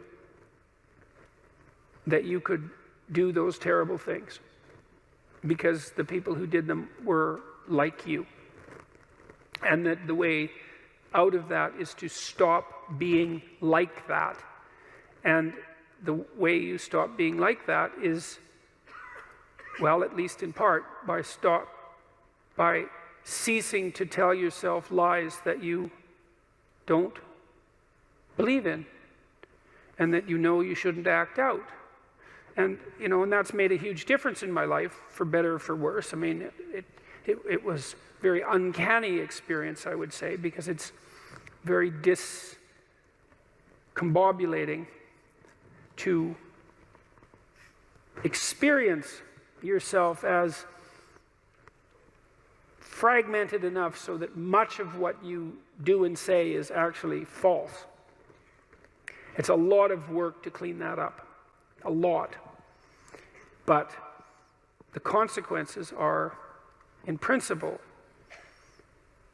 worthwhile. And so that was part of what, understanding that was part of what drove me towards clinical psychology, say, and away from political science and law and from politics in general, because I started to believe that, and I think this is the great Western idea, which people were quite irritated about, by the way, on Q&A last night as well, that the proper route forward for the redemption of the individual and for mankind as a whole is as a consequence of the redemption of each individual. And I truly believe that. And I believe that that occurs as a consequence of adherence to the truth and courage in the face of being. That's rule one, right? To stand up straight with your shoulders back, is to take on the onslaught and to enter the contentious ring and to do more than your best, because your best isn't enough, because your best isn't as good as you could be. You have to push yourself past that. And that's, as far as I can tell, where you find what you need in life. You find the meaning that sustains you in life, and you find the patterns of action that redeem the world, both at the same time. I mean, life is a very difficult business. You know, it's fatal, and it's full of suffering, and it's full of betrayal and malevolence. There's nothing about it that's trivial. It's all profound. And in order to find your way through all of that capacity for hellish experience, let's say, you need to develop a relationship with something that's profound. And you can. You have that capacity. And what could be more profound than the truth? And what would you rather have on your side? And you might say, well, that's obvious, and of course everyone should do that. And then you need to know why you don't. And the answer is, well, sort of encapsulated in this first amusing question, you know. Thank you for enlightening my soul. The burns are still healing. It's like, well, you know, there's no shortage of dead wood to burn off. And there's no shortage of pain when the dead wood burns off. And that's what makes people afraid of the truth. You know, maybe that's why Moses encountered God in a burning bush. Who the hell knows? But there's something about that idea that seems to me to be the case. And so, what's the decision that you make? You know, you decide to believe. You know, it's a risk, an existential risk. It's an act of faith. You believe that the truth can set you free. You believe that people have an intrinsic divinity about their soul.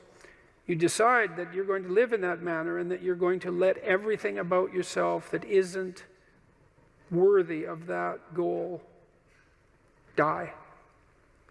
And that might be almost everything that you are. And that's a terrible thing to contemplate.